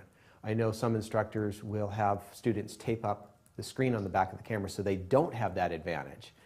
And there is a value in doing that as well. But I think for most people, reviewing the images and kind of working through those things is good. I think if you have an opportunity to shoot a series of pictures, that's going to be the best scenario. Trying to get it perfect in one shot is very, very challenging. I have a lot of respect for anyone who still uses a 4x5 film camera where they walk out into the field, they go out for the entire day to shoot, and they have 10 sheets of film. They're going to take 10 pictures, and they got to set everything up exactly perfectly. And so you have to have a very good vision of what the final image is going to look like in that case. And I give them kudos for that, because that's challenging. I need to work through it, and I think everyone develops their own slight process. So what I use may not be right for you. Be aware of that. I was wondering this a little bit as you were presenting all these amazing photos and you're talking about all these parks that you've been to. Dave Carpenter Studios asks, John, what do you do that you were able to afford to travel to all these different locations to photograph them? I would love to be able to do the same thing, but how does one afford to do this for a living? Well, the truth of the matter is that I was working when I was at all these. I was working as an assistant for the Travels to the Edge TV show, and we were being sent around, and so I don't normally travel that much. I would like to. Someday, hopefully, I will be traveling that much. I mean, I love to be able to do that. And I just kind of refer you back to the fact of how many pictures have you seen of Seattle in this show? That's true. I will shoot a lot around Seattle. Now, I do need to get out of my house, because my house is not a great place to shoot. My yard is not that great of a place to shoot. But send me down to the local park, I'm going to have something to shoot. Send me downtown, walk around the streets, I'm going to have something to shoot. And so everyone's an expert in their own areas. They have access to their own unique world. And so explore what you have. I mean, yes, traveling and going to great locations, I have to admit, is a really easy way to take a lot of interesting pictures. I mean, if you want to have a great looking Flickr page or a great looking website, spend about $100 grand and travel around the world. And even if you aren't that good a photographer, it'll be interesting because you'll have a huge variety in there. And so it's a very, very easy way to have an interesting collection of pictures. I remember one time I was working back with Art Wolf, and he was doing his own workshop. And he was showing all these pictures from around the world. And I was kind of thinking about how the students must be viewing the images. And I thought, this must be horribly intimidating, because he's got fantastic photographs, and they're all from just the most exotic, beautiful locations in the world, and most people don't have that opportunity. I mean, be realistic, most people get 2 weeks of vacation, and if they can afford it, they maybe go on a road trip, and maybe they fly someplace. And now some people, travel a lot more than that. But it's like, wow, what can you do just on your own? And so that inspired me to start on my own project. And for about a year and a half, my goal was to shoot as many pictures of nature within the city limits of Seattle. Okay, now you see how it's kind of a naturey place, and we got our parks, but let me tell you, there's a lot of people that live here. There's a lot of roads, there's a lot of construction and other things, and I was trying to photograph the natural areas of Seattle as if they were national parks. And I've picked up a lot of my macro shots, a lot of my bird shots, and some shots that you might be surprised were taken within the city boundaries of Seattle. So you don't need to go that far. There are lots of different photo projects that you can assign to yourself that are very accessible. Because if you only take pictures during the 2 weeks that you're not working at work, you're not going to improve. You need to be doing it more on a regular basis, and you can do it virtually anywhere. I really love that answer. I think that's really true, is that you can start with your own city and just do it here. Maybe a little more challenging because, you know, it's maybe not as exotic as some of the places you went with Art Wolf, but right. Great answer. Yeah, that's true. And you have to think, like, everybody, you know, that visits Seattle, this is exotic to That's them. true. I don't know if exotic is the word And they would it's use. really Think of it hard to from step a into different- somebody else's shoes going, okay, let's get excited about the Pike Place Market. Yeah. Just always look at it with new, fresh eyes. It's really Right. cool. All right, question from Trotch from Denver. What about regarding composition, what about cutting off limbs of people like you did with the female runners at the knees? Like, how do you know exactly where to crop? You It know? depends a little bit on the final size of the image that you're going to get. The general rules is you don't want to crop at joints. So typically you don't want to crop right on the elbows or right on the knees. Did I crop the runners off right at the knees? I didn't even pay attention. Right below their knees? And so I might have been thinking more about the background, so I'm not perfect. But typically, yeah, you shouldn't be cutting people exactly, basically right at the knees, the ankles, the wrists, and the elbows. Or at the neck, maybe. I love the way that question is phrased, too. It's like, what about cutting limbs off people? Like you did in this shot, which is always helpful, and I haven't had it in this class, but when somebody in the audience right here is kind of like, it'd be better like this. Coming off of what you were just explaining about having a list of assignments for yourself, Zigzag Flyer asks, do you have a list of recommended photo assignments to go along with this course? It would be great to watch a segment and then have homework to go practice what I've learned. Well, I don't for the composition section, but that's a great idea. Maybe I have to make that up for next year's class. I do have the learning projects for the technical learning from the camera that come as part of the downloads of the class, where you can go out and test your ISO and your shutter speeds and practice with all of that. But composition assignment will be something I'll have to put on the back burner and see what I can come up with next time. And then maybe we could extend the course to 7 or 8 days and just have it go 24 hours. And don't think this class is going to become a full year course where we just recycle it all year long. Okay, another question. Actually, I really like this one, but you actually have a slide for that coming up. But it's from Buddy. Do you compose differently for black and white photos? I don't think that I compose differently. I think I develop differently for black and white photos. But I could see a reason why you might shoot it a little differently. And that's one of the cases where if your camera has a monochrome setting, it might be helpful to put it in the monochrome setting so that you can see what you're doing out in the field. Because once again, I'm a big visual learner, and I visually learn from my own photographs. And if I shoot a black and white photograph, I'm looking at it in color, and I have a hard time sometimes quantifying how light and dark some of those colorful areas are going to be. And when I look at it on the camera, that would alter my opinion about what's good and what's bad and how I want to change that. Fantastic. We have lots of great questions up, but I'm thinking maybe we should move on. Probably move on, come back forge to it her on a later. little bit? Okay. So there's a general theory that darks retreat and lights advance. And this goes back to the visual perception of what do you notice first? What's light or what's dark? And you're going to notice what's light. So what's key for that is having a dark background. So here in the University of Washington Arboretum, some great trees that turn colors in the fall. But once again, your eye goes to what's brightest in the photograph, and that's this little gap in the trees over here. If I was to move the camera about 5 feet, that's all it took. That much effort, very little effort, to kind of clean up that background. And so you have to really be paying attention. And this is sometimes where this is the first shot you get. You think about, ooh, look at that tree. There's some nice colors and there's some nice branches going on. And then when you actually look at the photograph, on the back of your camera, you go, ooh, there was a big white spot. Let's move it over and get that out of there, because it has a little bit more impact and you're not distracted by the elements that aren't supposed to be there. I was very excited to photograph a dingo, simply because my name is Gringo. And it's not a bad shot, the dingo in Australia. But the one that I kind of liked is the one where it's got a really dark tree behind it. And specifically what I like is you'll notice right around the ears there's this little halo where they're kind of backlit.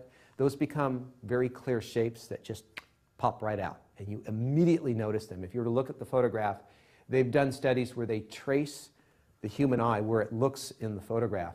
And probably, who knows where it may start, but just go boom, right there.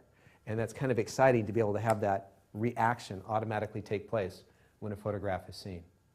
And so when I'm photographing wildlife like this, I will constantly be moving. I'll be shuttling from one side, okay, where does the background look right? Because I don't want anything distracting in the background, just nice, clean, dark foliage or whatever happens to be back there. I remember down in Baja, California, there was this kind of weird spotlight coming through the trees that was illuminating the head and neck. And I didn't want it to be visible hitting the water, which it was kind of coming down at this angle, and it's hitting some of the water just outside of the frame left. And I thought it was interesting because it's just nice to have this out of focus, little nice blue texture back here. It makes for a wonderful backdrop. And I showed you some pictures from this cross-country race before, but having the nice dark background, they emerge out of the woods, which is just really dark, scary woods. And they come through, running through, and they're backlit here. And what's going on, you saw some other pictures of some of the girls running here, and it's really bright gravel, which provides as a very nice reflector. I mean, look how well they're illuminated here, even though they're completely in the shadows, heavily backlit, but this very nice bright light. Now, for anyone who does want to know, I did do some tweaking of this image, and what I did is I toned down, I darkened the gravel areas here. The gravel areas here were even brighter than this. They were almost completely overexposed, but I shot raw, so I was able to recover it.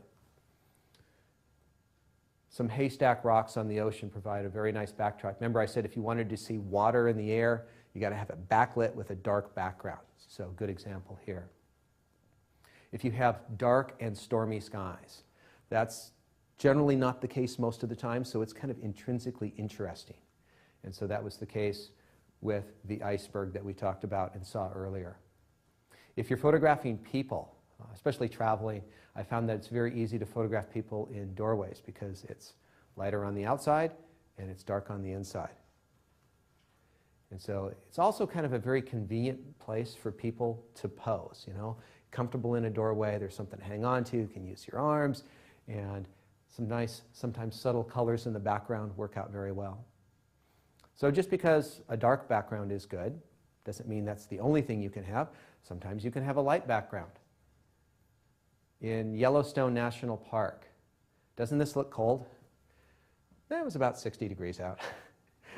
This is not snow at all. It's part of it's Mammoth, I forget what it is. It's at the northwestern corner of the park. And I was kind of moving back and forth because I liked the dark trees and the lines that they had and just the very bright white background. It's almost like it's a white sheet of paper behind the artwork that I put on it. And so a cloudy skies in Seattle can be perfectly fine. Just a nice, clean backdrop for certain types of subjects. I think we saw his histogram earlier. Nice, clean, light background. Subjects stand out, nice, clear, identifiable shape. Shape is another object that we'll talk about later on. Silhouette, so this kind of matches up a little bit of where you're going to be as well as some lighting situations. And so working after sunset, before sunrise, when you get these great colors in the sky, is a good time for shooting silhouettes. And silhouettes are good when you have a subject that has a distinct, unique, identifiable shape.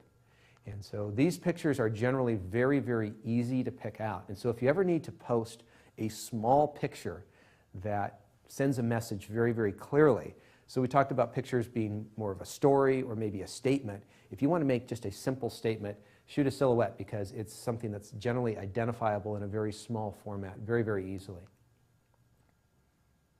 Saw these weird clouds. I was up climbing with my buddy on Mount Rainier, and this fog just kind of kept rolling over this little rock peak, and I told him to scramble up there.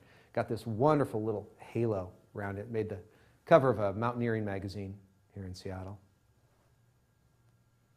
That silhouette getting the sun right behind photographer. Simple silhouette. You can clearly see what's going on. Haystack Rocks down in Bandon, Oregon. At the Citadel in Amman, Jordan. It was kind of funny because I was leading a photo tour, and we were all lined up here, and then just these kids started running around, and they didn't even care that we were taking pictures, and they're running up over here, and they were just there for a second, and I was able to move my tripod to kind of get over to the area where it was most colorful, because colors, once again, one of the other things we're looking for, draws your attention, the color and the shapes. Second beach. Best moment of light of the day. And silhouette, okay, this isn't a silhouette, but one of my favorite silhouettes comes down from the Bellagio Hotel. I'm sure many people here probably have been down to Las Vegas and seen these water fountains out in front of the Bellagio Hotel. And so I was down there with my camera, of course, ready to take pictures. And so I wanted to go out and take some pictures. And I went and got kind of right up front, right on the little rock railing they have there, and took a bunch of pictures. And I got a bunch of stuff like this, and just, it didn't feel like I'd captured it to its best. And so I went around to the backside, and I took a bunch of pictures over here. And Las Vegas Boulevard is back here somewhere. And I did not get completely fulfilled shooting over there either. So I came back around to the front side because there was something that was right about it, and I shot a bunch more pictures, and that didn't feel right either. And so what I literally did is I put the camera back in the camera bag, folded up the tripod, and I didn't go in, but I just went over to Las Vegas Boulevard, and I just kind of sat there, and I was just kind of watching the show, enjoying it for what it's worth. And as I was standing back there watching, I was just suddenly, when something suddenly goes, oh my gosh, how did I miss that? And what I realized that I was trying to eliminate is I was trying to eliminate the people. I was up here with my camera just like this guy. And I reset the camera back up, waited for the right moment, and got this shot, which is one of my favorite silhouettes. I think it's kind of fun because you got a lot of different elements. You have a little bit more interesting things. You got the guy with the video camera over here. You got the couple. You got the family. A lot of little things, little stories going on in there. And so another good example for sometimes putting the camera away, putting it down, just sit back, relax, and think about what you're doing and what you're seeing and what you really like. Once again, that goes into having some time to shoot your photograph. If you're rushing down here to get one shot and rushing off, you don't have time for that creativity. Mentioned this in the first section as well, 7 steps to great photos, but finding a unique perspective. I showed you a short time ago of this wall of skins. And this is one of my first shots, kind of shooting it straight on, which is a good way to start for me. Just a simple documentation of what it is, what's going on there. But then I found this sitting stool over here at the side. And so I put my camera really close to it. You can guess what aperture I might have chosen for this. I wanted a lot of depth of field so that it held the focus here and here as best as possible so that I could get them both in focus. And this is kind of a fun little perspective to work with it. Down in Bolivia, there is the largest salt plain in the world, the Salar de Uyuni. And photographed from high above, it's kind of really hard to see. It looks like a lake that's frozen over. There's just really no texture to it. In order to see it well, you need to get down nice and close to it. And then you can see it much better. And if you are really willing to put in the effort, you get your camera right down on the ground so that the lens is literally resting on the ground. It's a unique perspective to get down here because your foot, I took another picture, I don't have it here, with my foot right in front and it looks like it's just gigantic. But getting down here, this unusual perspective. And so getting down low is a very easy way to have some unusual shots. And that way you can get the sky behind the tulip stems here, which make them really stand out a little bit further. Really makes this one stand out quite a bit further because you can get that space down below it. If you ever get a chance to go to South Georgia and the Penguins, you don't want to shoot all your pictures from 5 foot, 6 foot, something high. You want to get down and view the world on their level. So whether you're photographing kids or animals, really think about getting down to their eye level, especially if they're at a different eye level, because they see the world a little differently, and this makes it feel like they're right there in front of you. Just to pick this guy up, right?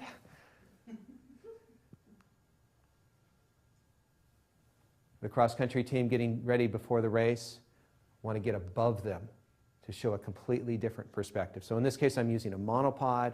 I'm using a radio remote because it's a little bit too long for me to reach with one of my cables. And so I'm able to fire a bunch of pictures as the camera's about 6 feet away from me. In Bhutan at the Paro Festival, we had scouted out and figured out where our team was going to shoot. And there's all these dancers that come in. And boy, talk about getting overloaded. This event goes on for hours and hours. And you could shoot hundreds of pictures every minute that you're there. And so there is just so many things to shoot. And I, unfortunately, had to stay in this one location. It's hard to move around. It's like when you go to a parade and you're kind of blocked in. You can't just go anywhere you want. You're kind of locked into your seat, or you'll lose your seat, or you won't be able to get any place good. And so what would happen is these dancers would come around the courtyard, and they would get very, very close because we were sitting on the ground very nearby. And so they start getting nearby, and it's like pretty soon all you can see is their feet because they're just right next to you. And so what you end up doing is I end up pointing up because I'm right down on the ground, and I'm actually holding the camera right on the ground, pointing it up. And I get a picture like this, which is not a great picture, but I'm thinking, okay, now I'm seeing a different side of this that looks completely different than the previous pictures. And I shoot a bunch more of bad pictures, but they're getting better. And I like the fact that I can see his face, and we can see the details of the monastery here and everything else that's going on around. And so it took a lot of bad shots, kind of playing with this and that, and this didn't work out, and they didn't do quite the right thing here. And I don't know that it ever got to be perfect, but I think this is the best shot of the grouping right here. There's kind of an interesting framing going on. There's lots of detail, lots of color in there. And it was at the ragged edge of what my camera could handle in ISO and shutter speed. But finding that really unusual angle separated this photo from all the other kind of standard photographs. As nice as they are, it's nice to have something that's distinctly different. One of the more adventurous, and probably the most adventurous trip I took was with me and my buddy Tim here. We took a canoe, and there's something very unusual here. This is a pedal-powered canoe. It's something that Tim designed and we built together, and we drilled a hole inside of a perfectly good canoe, and we installed this device that has a propeller that sticks out the back end, and you'd sit in the back like a recumbent bicycle, and you would pedal this thing down the river. And it was awesome. Got to tell you, it was fantastic. But being in a little boat like this is death to a photographer, because you're not supposed to stand up, you're not supposed to go left and right, it's hard to go back upriver. I mean, you're very much locked into this little point. And so we wanted to document our journey in photographs. And so trying to think of everything we can do to take interesting photographs on a little tiny boat. And so what we did is we put a monopod, and we drilled another hole, got very fond of drilling holes, put a monopod back here so that we could get pictures like this. Now we are using a fisheye lens that we talked about because we want to show the environment we're in. We're able to show both of us, which are the characters in this story. We were able to take the monopod and put it around to the front end of the boat so that we could get pictures like this. And I wanted to mimic, or I wanted to remember exactly what it felt like to sit in that seat and pedal that boat. And then we got really daring, and we mounted the camera on a monopod over here. We kind of duct taped and bungee corded it, and so it stuck out and then shot back into the boat. And we had to use special timers because we weren't able to reach the camera. So we had set it to shoot pictures in 5 minutes. We'd take off from shoreline, and we'd have a watch that synchronized as to when the pictures were going to take place. And then we'd have to do, okay, get ready to look good in 5 seconds. And look good for 5 seconds, take a couple of pictures, and that was it. And of course, you got to be really careful about tipping the boat because the camera's like way out there and it can get wet very easily, and it was not a waterproof camera. And we recorded us on one of the warmer days. We were able to jump into the water. And while this is a long story for a completely another time, we'll let you know just one of the things that happened on the trip is we were in this very remote region of Northwest Territories of Canada, and we had to take all of our own food up there. We had like 100-pound bags of food that we were bringing up. And we miscalculated a little bit on how much food to bring, and we were running out of food. And we weren't going to die or anything. I don't want to make it more dramatic than it was, but we were having a food shortage, and we were having to conserve our food, and I wanted, as the photographer, I wanted to document this in pictures. And running out of food is not an interesting story visually to tell in most situations. But I got one photograph that I think encapsulates the whole area, the whole thing, and it is this photograph, which I think has an interesting point of view. And so the novel point of view is what helps sell this picture. It's the hook. You know, okay, running out of peanut butter. He's scraping the last bit of peanut butter out of the jar. That doesn't sound very interesting, but you get the camera in the right place. And yes, of course, we just cut off the bottom of the jar and held the jar over the lens of the camera. And then we proceeded to lick every scrap of peanut butter out of this jar. I don't know if we want to go to questions and potentially break, because we are getting close to our break time. This might be a good time to look at some more questions and then go to break afterwards. That sounds Alrighty, great. Let's do that. Question about shooting in extreme cold, which you seem to have done a lot. A little bit. NGE 1980 says, how do you shoot in extreme cold? Does it drain your batteries and then maybe any gear that you have to worry about that's extra? Yeah, extreme cold will drain your batteries quite a bit, so you want to try to keep your batteries as warm as possible. So if I was going to go out and shoot for several hours in the snow, I would put a charged battery in the camera, and I would take 1 or 2 spare batteries and I would keep them on me, maybe in an inside pocket. The closer you keep it to your body, the warmer it'll stay, which is going to be slightly better than in your camera bag, most likely. And it depends on how extreme the weather is. If it's just freezing, it's bad but not too bad. If it gets extremely cold, that's kind of beyond. I haven't been in like minus 30 degrees shooting for long periods of time, but generally keeping the batteries warm when they're not in use is the main thing. Okay. Photographer from California asks, when shooting, I just deleted the question. Awesome. Okay, you mentioned perspective. Is that what you mean by angle of view? Then what is point of view? Well, point of view is where you're standing, and angle of view is, you know, the lens choice. And there's going to be a combination of the two. They play off each other. When one changes, the other one is going to change. And so I don't know if that quite answers the question, but that's what comes to mind. Alrighty. Shepherd Boy wants to know, when you're taking photos in a boat, do you take special precautions to protect your camera and lens? It depends on the type of boat you're in and what sort of control you have over it. I've been on very large cruise ships where there's really nothing you need to do. You do have to be aware of salt spray, and you know, if you're going to be up at the front of the boat when it's really rugged, you're going to get water. And so one of the things that I will do if you're going to be on like a Zodiac is you could just bring a garbage bag, just so that, you know, quick little splashes of water and spray don't get on your bag or your camera. And on our canoe trip, we just had to communicate really clearly about what was going on and if anyone was doing something that might cause movement in the boat that we needed to know about. And so just being really clear about what you're doing. I've taken my 300 millimeter 2.8 lens out in a kayak with me before. But, you know, I took it in a waterproof bag, and then I would take it out when I'm in a very stable situation and there's no waves around, and I could use it in that case, which is awesome because shooting from a boat is an interesting perspective on its own. You know what I'm going to do? I'm going to jump in. I'm going to change things a little bit. I have one tiny little section to finish, and then we're at a very clean break point. So let me finish this section. We could do a couple more questions, and then we'll go to break. Sounds great. All right. So kind of it's continuing on the same thing. I don't want to drift too far away. One of the common recipes, I was playing with it. There's lots of things in my brain that didn't quite make it into this class. Some, thankfully. One of them was like recipes for good photographs. And one of the kind of simple recipes is using a wide-angle lens and getting very close to your subject. And so these are some photographs where I'm using a wide-angle lens. I'm having a subject that I can get pretty close to, where that subject is filling the frame up in a reasonable way.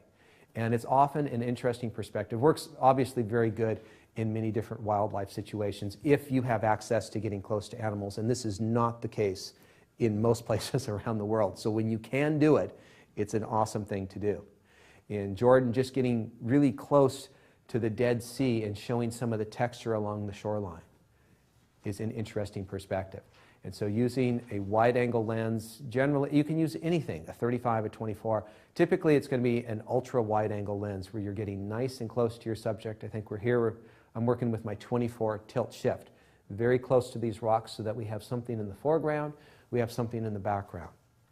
We have a bit more of a story going on. I think we talked about this one here, something in the foreground, objects in the background.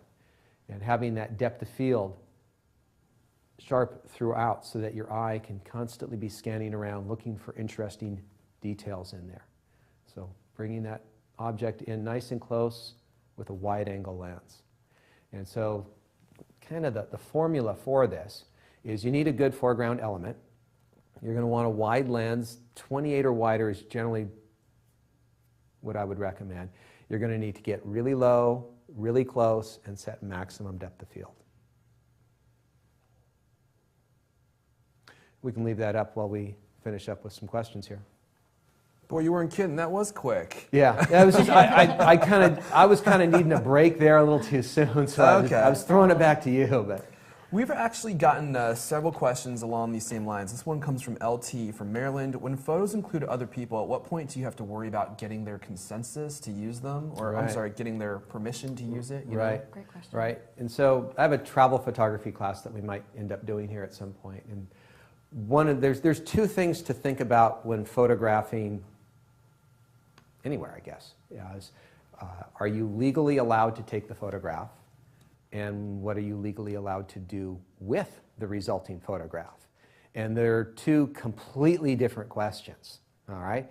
If you walk out to the nearby intersection right out in front of Creative Live, you could stand there all day and shoot pictures, and there is hard to imagine a situation where you would ever be arrested for taking a picture. Doesn't matter what you do, just you shoot a picture of anything.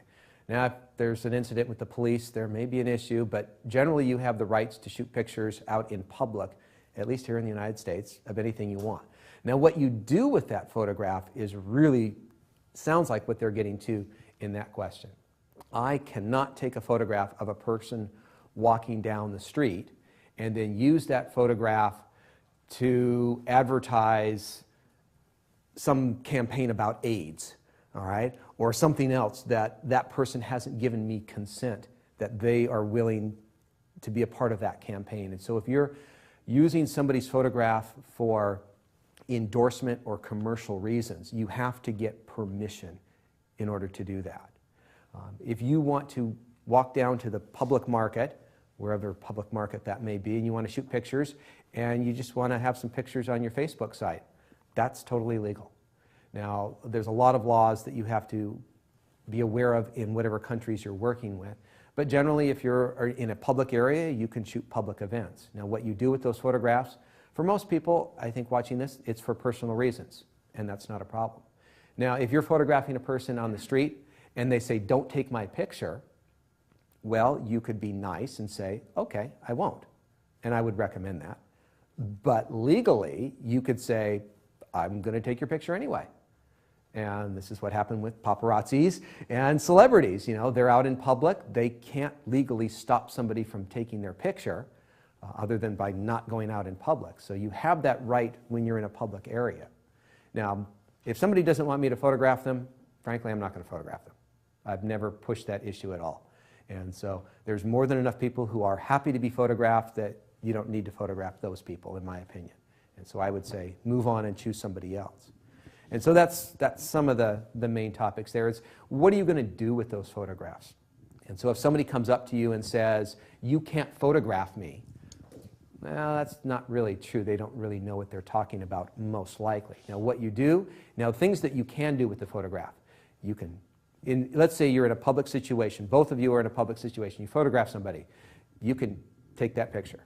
You can keep that picture. You can post it on your Facebook site. You could make a picture out, make a print out of it and hang it up in your gallery and sell it. without their permission.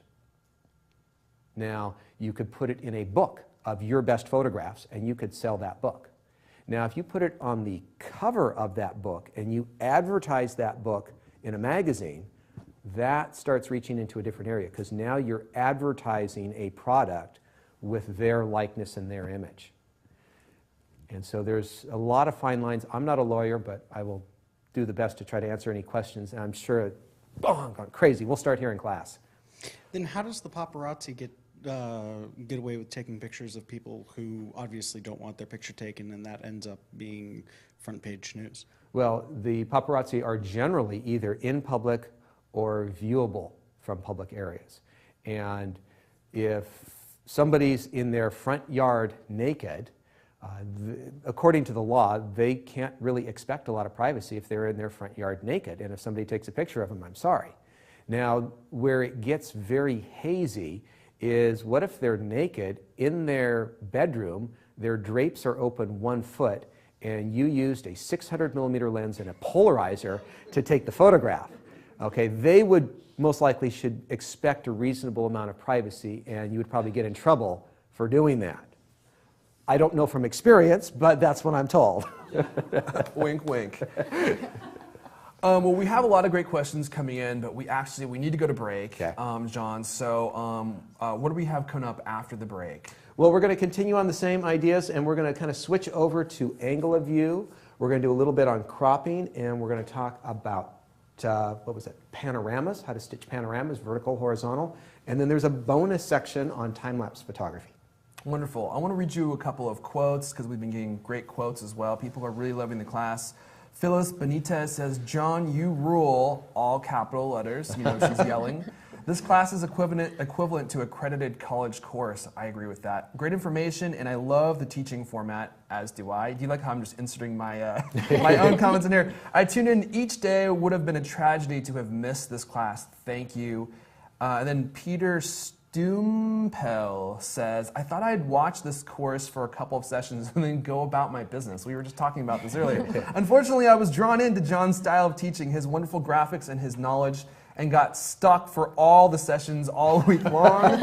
I learned a lot, and I purchased the whole series so I could review and practice my skills from small sections. Thank you, John. I've thoroughly enjoyed this course." Wow. Well, thank you very much. I greatly appreciate that. That is awesome. Well, all week we have been learning the amazing technical fundamentals in digital photography, but I think this last section on composition is one of my favorites, because it's about taking your time to look for a subject, to study your subject, and then shoot your subject with the best possible outcome. And I think this course is a lot like that. It's about taking your time to look at this video over and over, learning at your own pace. It takes time to study the course and the video. And then it's about taking what you learn and applying it in the field and going out and shooting confidently with all the newfound tools that you've learned here all 5 days. So you've had all week to watch and learn these fundamentals of photography for free. But right now, you get to choose to grab this course, the entire 5-day course, and all of John's slides in PDF form, so that you can learn visually as well along the way for only $99 at the live price. So now is the time to compose your photography skills and sharpen your point of view at your own pace and at your own timing. And the timer countdown has started below the video. You can see that right now you have, I think it's 9, 10, a little over 10 hours left to grab it at the live price. Before we go to break, I just want to mention Creative Live, as you know, is a learning community, and you learn from us, but we also learn from you. If you're watching the live video and hearing me speak, you probably see a little link right above the video. And this is a link that if you click, allows you to give us some feedback. It's really quick. It's about 3 questions long. You could probably do it in about 2 minutes. And it's going to help us understand what kind of things that you want to learn, so we can go out and find the best instructors in those topics and get them to come and do a course for free that you could watch in the same place that you're watching this video. It's all circular, circle of life here. So if you could do that while we're on break, we'd really appreciate it. Like I said, it's 3 questions, very, very fast. And also, you'll have an opportunity at the end of the survey to leave your email address in case you're okay with us contacting you about this project. Your information is totally secure. We're not giving it away. It's just for us, just to communicate with you. So now's a great time to do that. We're going to go to a 15-minute break, and we'll be back in just a bit.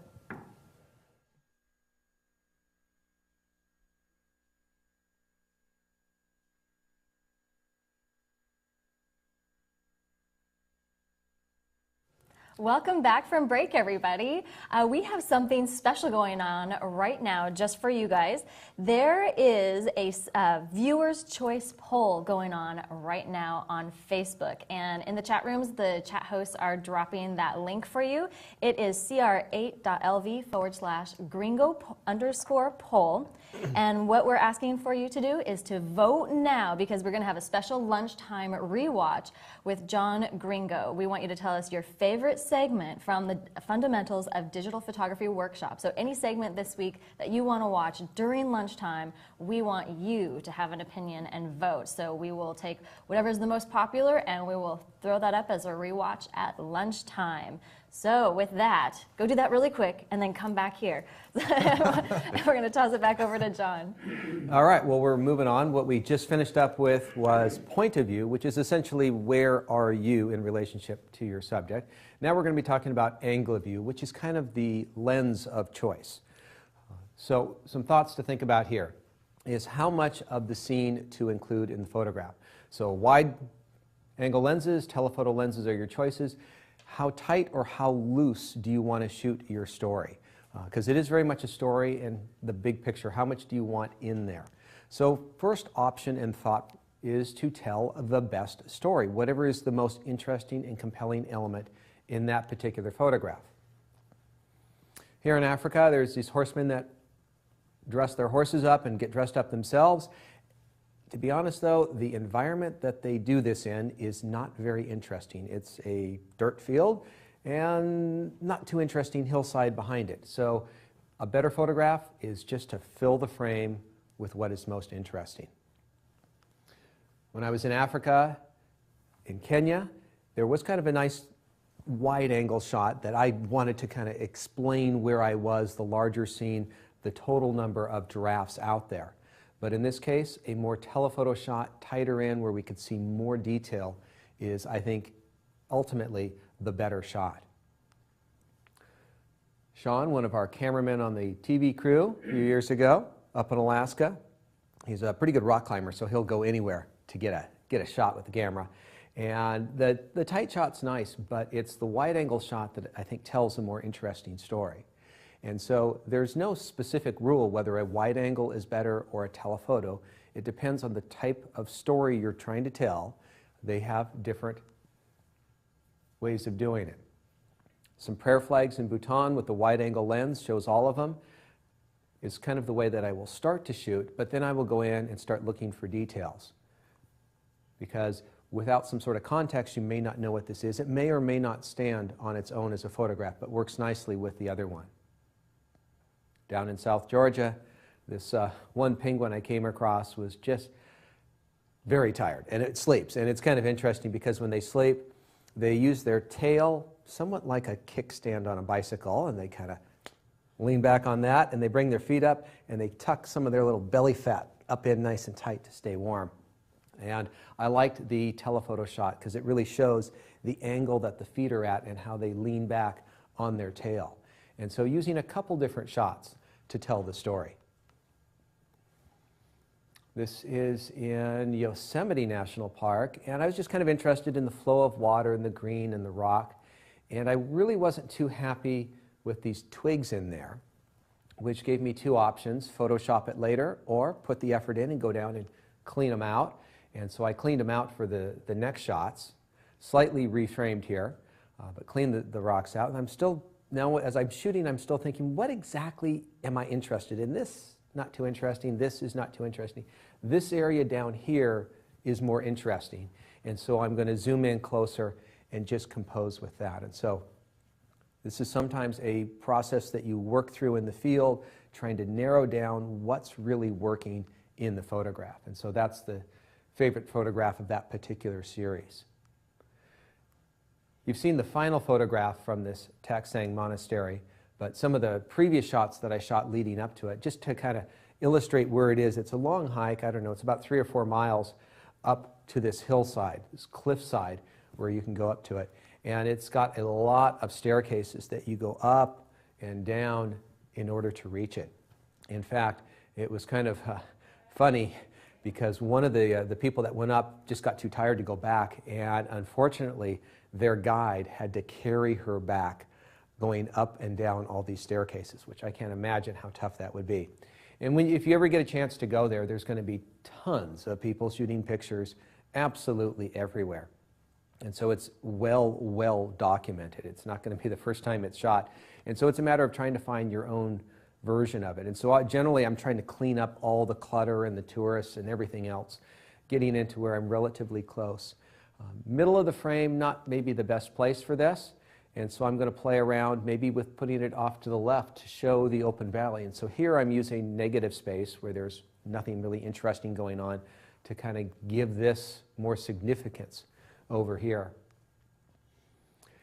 And what's interesting about this is these prayer flags that stretch across from one side of the canyon to the other essentially, and watching them blow through the wind. I was waiting for something to materialize that would be a little bit more interesting because the scraggly line wasn't doing it for me. And there was a lot of different places you could position the camera. It wasn't the prime growing season there, so we had a lot of kind of foliage that didn't look so good, so I didn't like that in the photograph. But this one strand, as the wind blew stronger and stronger, was the right place to be with the right angle of view, and then at the right time, where the strand is at its very peak and most taut line, nice and smooth, good and colorful. And so using different lenses as you're honing in on your subject. And I ended up with two favorite pictures. This one, and I do also like this one as well. You can kind of imagine what it's like to be in there and the view that they must have out there.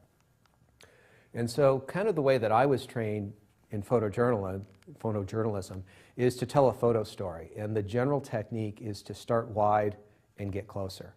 And so start off with the wide shots, and this is also a good way that it just works really conveniently. You start standing off in a distance with a wide angle lens, showing the big picture. And then you start working your way closer, you start showing some of the details, you get closer to the details. You show them with their surroundings. You start showing some of the activities and what they're doing. So we're getting closer and closer physically to our subject. Sometimes we're still using wide-angle lenses, but we've gotten in nice and close to where they're filling a good portion of the frame. Showing the interactions of the characters involved. And continuing to move in to show those details even more and more closely. And sometimes it's hard to get one photograph to sum up the entire life event that you went through. And so sometimes you're going to have to put in a short photo story in order to tell that. And so start wide and then get in closer and closer. Choosing which lens, another idea that we had talked about in the 7 steps to great photos, is compression. And the example that we've looked at was the pyramids. There are 3 significant pyramids, 2 of which are quite close. Third one's off a little bit, but photographed from the side with a telephoto lens, it looks like they're pretty close. Here in Seattle, we have a lot of mountains around us. Down south, about 70 miles south of the city, we have Mount Rainier. With a telephoto lens, that looks pretty darn close to our downtown region. This is actually quite close to where I live. These mountains don't look like this from where I live. I have to go about a mile away to photograph the mountains here so that we can see the Olympic Mountains in the background. Our waterfront, kind of interesting because we can see our ferries. This is SeaTac Airport and a plane either taking off or just landing from SeaTac. And so compressing areas that are actually quite far away. You're lucky to make it from Seattle to the airport in 20 minutes, depending on what traffic is. And so using this compression to bring the elements of the houses very close to the water. Compressing the shoreline along the Oregon coast. In India, compressing the congestion of the streets. Look at all these learn English signs. Learn English so you can take our classes. It's great. At the Kumela, largest gathering of people on the planet. They're either just still having the Kumela right now, or they just finished. You can find some great images online. There seems to be more and more photographers going here to get photographs. And so using these long lenses, you can get this kind of unique compression in your shots, which is a lot of fun. So not a lot of photographs here, but maybe we'll check in with some questions. We got plenty of time for questions here. Well, would you like general questions? Because I don't believe we have any questions specific to this topic. Yeah, we could throw it open a little bit. Okay. We got some time. Let's ask this one from Nubia. I like that name. How do you position yourself when you shoot worm view? Do you lay alongside the camera or stretched out behind the camera? Well, I wish that I had a flip screen, and I do actually have a flip screen on this little camera here, which is really nice to be able to flip that down nice and low. It's a handy feature to have, and I've been wanting, my wish is that cameras would have a removable screen that I could just pop it off the camera for 5 minutes and work with it. The new Canon 6D has a Wi-Fi system built in that you can hook it up to your iPhone. Now, I'm not real happy with how awkward it is to hook it up, but it can be done. Now, that being said, one of the things that I will often put in my camera pack that I haven't talked about is a little foam pad that's just big enough for me to kneel down so that I can kneel down on gravel and hard surfaces and get myself nice down to the ground. Sometimes I'll just have the camera right against the ground and I'm kind of trying to get a look of the LCD in the back of the camera. Okay, another kind of general question from NCO Chrome. What would you say is more important, composure or imagination? I don't know why they need to compete and choose that one is more important than the other. So I'm going to decline comment. Can I ask you a question based off what you were just talking about with the articulating screens Sure. on the cameras? I just think it's strange. I wanted to know your opinion. Why do you think it is they put those screens on prosumer level cameras but not on professional cameras? Because that's Right. such a handy feature. I think it has to do with the durability of the camera and potentially the waterproofness. To be honest, I don't know that I've met somebody with an articulating screen that has broken it. So they seem to be making them pretty well. But it does bulk the size of the camera up a little bit, but it takes away from the durability of it. And I think that's the main reason. Good question from Pro Photographer in California. When you use a wide-angle lens and you get close to your subject, how do you minimize perspective distortion? Well, you're going to get some, but it's being very careful about the tilt of the camera. And so when you're shooting the penguins up close, you kind of want to be shooting them straight on, not down, or probably not too far up. And so it depends on the size of the subject and the subject you're shooting. But I tend to like to shoot things kind of straight on rather than weird angles. And there's nothing wrong with weird angles, it's just not really the style that I work with. And so kind of keeping it straight on. Great. Pro Photographer asks, do you solicit photo critiques from other photographers for objective feedback on your composition and images? Not anymore, but I do, I pay attention if I post a picture on Facebook, how many likes or dislikes, but that's a very, very poor way of having it done. What I found is that it's unfortunately very hard to get honest critiques of your work. People, at least your friends, your family, just don't want to tell you they don't like something. They'll tell you if they like it, but they don't want to tell you, no, I kind of like this one. Well, what about this one? Well, let's not talk about that one. And so it's very hard. And so I wish there was better mechanisms for giving critiques and getting critiques of photographs where you could blindly submit and so that nobody knew. And so it's something that I've just developed my own eye, and I just say, okay, I like this picture, and that's my choice. And I'm going to stick it out there, and people can think what they want to think. And so at this point now, I am always interested in reactions, because some pictures elicit a reaction, and if it does, that's a success. When there's dead silence in the room of people that you're showing it to, okay, well maybe other people don't think the same way I do. And so it depends on what forums you have. But in general, Facebook is not a great way to really truly get a gauge of, are your photographs doing what they're supposed to do? Because some of your fans, and we all have your own, you all have your own fans, are going to like anything you put up. And then some people, they all have their own regards as to what a thumbs up really means. And so take it very lightly, because there was an interesting experiment done where somebody took a bunch of famous photographs, not super, super famous, but pretty famous, highly respected, nice gallery type images, and they posted them as if they were just some person posting their pictures on the internet. And the forum just ripped them apart. Oh, you did this wrong, you did that wrong, this is terrible, oh, you're a horrible photographer, and just all these negative things when these photographs were in museums and selling for thousands and if not millions of dollars. And any photograph can get ripped to shred in a comment section on the internet. And so it's a terrible way to judge your photographs in many ways. Great answer. Susan Dealey at gmail.com is wondering, calculating depth of field and where to meter in landscapes are my biggest challenges. Could you talk more about this?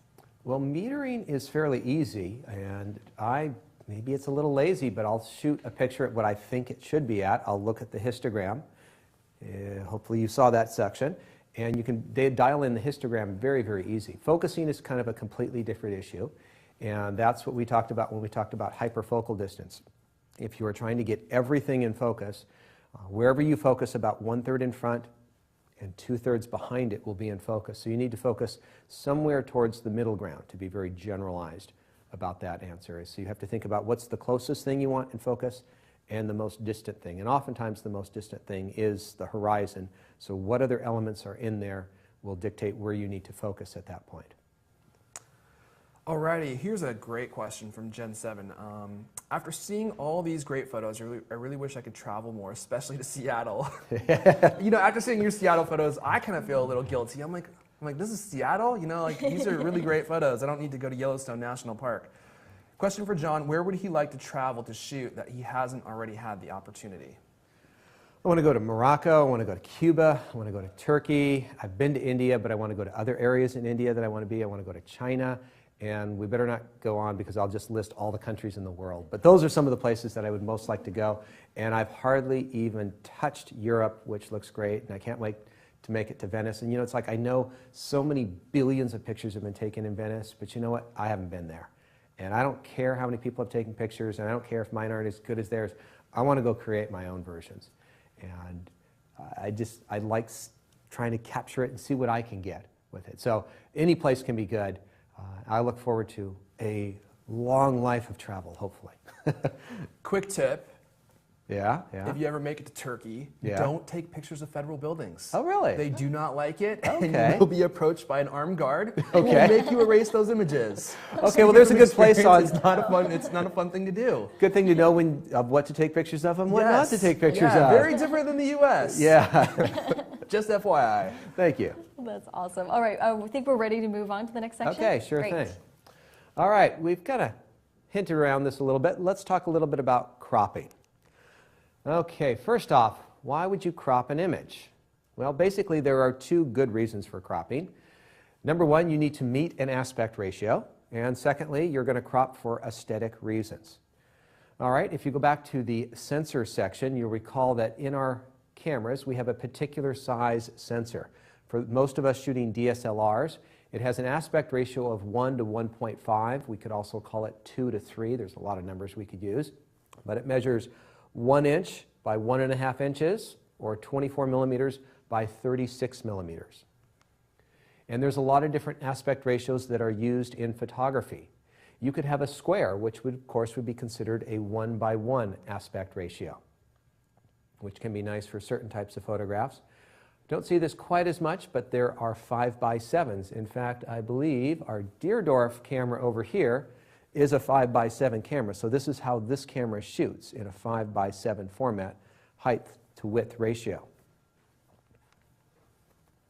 Kind of next up is our 4:3 aspect ratio, and that is what this little Olympus, the 4/3 system, is doing. If you have a small point and shoot camera, chances are that that's the aspect ratio that that point and shoot camera is using. So any camera that you can't take the lens on and off, that's fairly small, that costs less than $500 or $600, it's probably shooting a 4:3 aspect ratio. It's a little boxy in some ways for me. Next up is an 8:10 aspect ratio. Very few cameras shoot in an 8:10 aspect ratio. The camera that many people in this class have, the 35mm, the full frame, the crop frame APS 1.5, 1.6, all of those 1 to 1.5 aspect ratio. And you can see if you want to make a picture that's in any of these other sizes, you're going to have to crop off some of the edges. Now the format of this TV and our HD TVs now, and it looks like for the foreseeable future, is this 16:9 ratio. So it's elongated. And different people will have different opinions about these different ratios. There's a number of people who feel that the 1 to 1.5 ratio is a little too long for most types of photography. I love 16:9 for landscape type shots. For shooting horizontals, 16:9 looks great. Personally, the standard in our cameras, our full frame cameras, 1 to 1.5, is too skinny when I'm shooting verticals. And when I shoot verticals, I prefer to be more around the 4:3 aspect ratio or 8:10. It doesn't seem as natural to have a very skinny shot. And it partly has to do with the way we see the world. We generally see the world in a very wide format, so a skinny picture is unusual and only works in very particular situations. So here's our 1 by 1.5 aspect ratio. So if you shoot this in your camera really, really tight, because John told you to shoot it tight and get rid of all the extra elements, you're going to be in a little bit of a problem if you need to project this or put this on an HD TV screen, because you got nothing to go. There's no information here, and you're going to have black columns in order to fill it. So it's best that you shoot your subject a little bit wide so that you have a little bit of cropping space, as we had mentioned with the question earlier before. And so that's for cropping to meet a particular aspect size. So you have to know what the final output of your photograph is going to be. And so sometimes you'll go to the store first, buy the frame, then you'll go out and shoot the photograph. And so I actually will buy frames ahead of time so that I can know what sizes I need to meet, or at least be aware of what sizes they are. The second big reason is going to be cropping for aesthetic reasons. Now ideally, you would never need to do this. If life was perfect and you were perfect, you would never need to crop for aesthetic reasons. You would just simply shoot it exactly the way that it was meant to be. Unfortunately, you can't change the shape of the camera that you are in. There are actually a couple of cameras that you can change the format, and it will actually kind of move around the sensor, the areas that it's collecting, but it's just a couple of very unusual point and shoot cameras.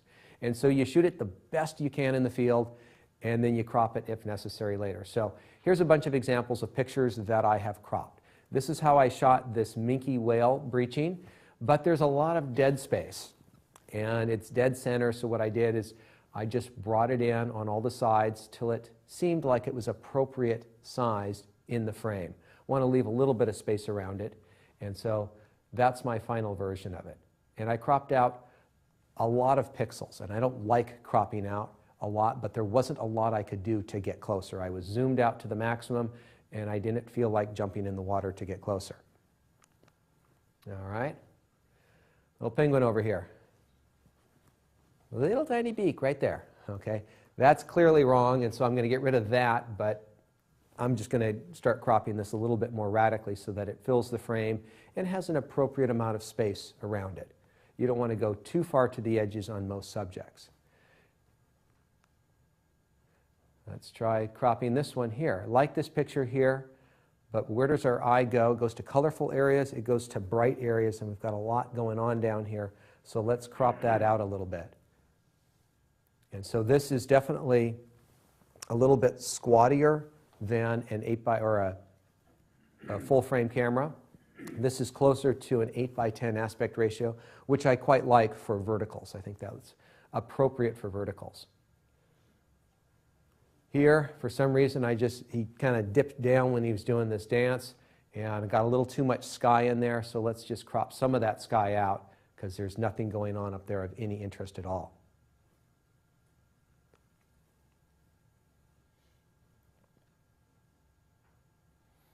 Next one here.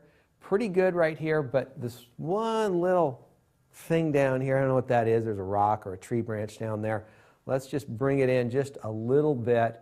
And maybe I'm getting a little too picky. Maybe some people wouldn't notice it. But once you do notice those things, it's hard to keep your eye going away from, your eyes start springing back and forth. It's no fun.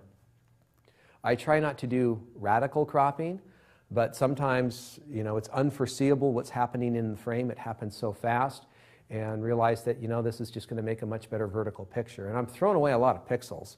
And immediately after taking this picture, I realized what was happening as the cyclists were coming around this turn, and I started shooting vertical. But this was the one that was the most interesting mix of flash and frozen action. I remember taking this picture and really thinking I was much tighter in than I was, but there was just a lot of other elements around the edges here that seemed to be distracting from the main point of the picture. And so I'm going to bring in and crop this. And I don't have a problem going to these pretty long, wide formats if necessary.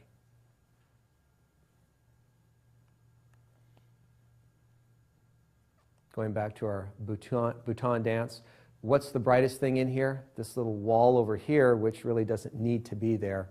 And so I'm going to crop a little bit of that. This is getting overexposed. It's reflecting a lot of light. And because I fixed that, I now need to kind of rebalance the photograph a little bit. Seems a little bit off, so what I'm going to do is just come in on the bottom just a little bit to get the subjects back into an area that feels more in balance.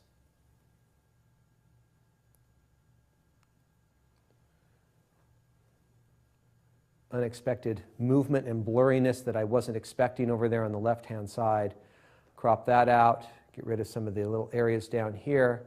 And it's all clean, but it's just too far off to the corner now. And unfortunately, so I'm just going to crop in a little bit on this side here. We'll talk about the rule of thirds a little bit later on, but there's definitely a balance that needs to happen. You're looking for anything that's causing a problem that's distracting for the eye. And in this case over here, it's kind of like a knot in a tree that's just, there's a whole bunch of little stuff going on there that we don't need, that we can clean up just a little bit with some very subtle crops. And this line here is just really dark and strong for me, so I'm just going to bring in the crop a little bit on the side to simplify that.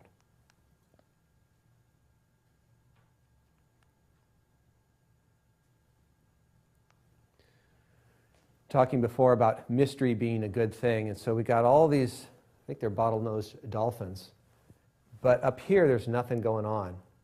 So we don't need to hide, we don't need to show that stuff. We can hide that stuff. There's not much going on over here.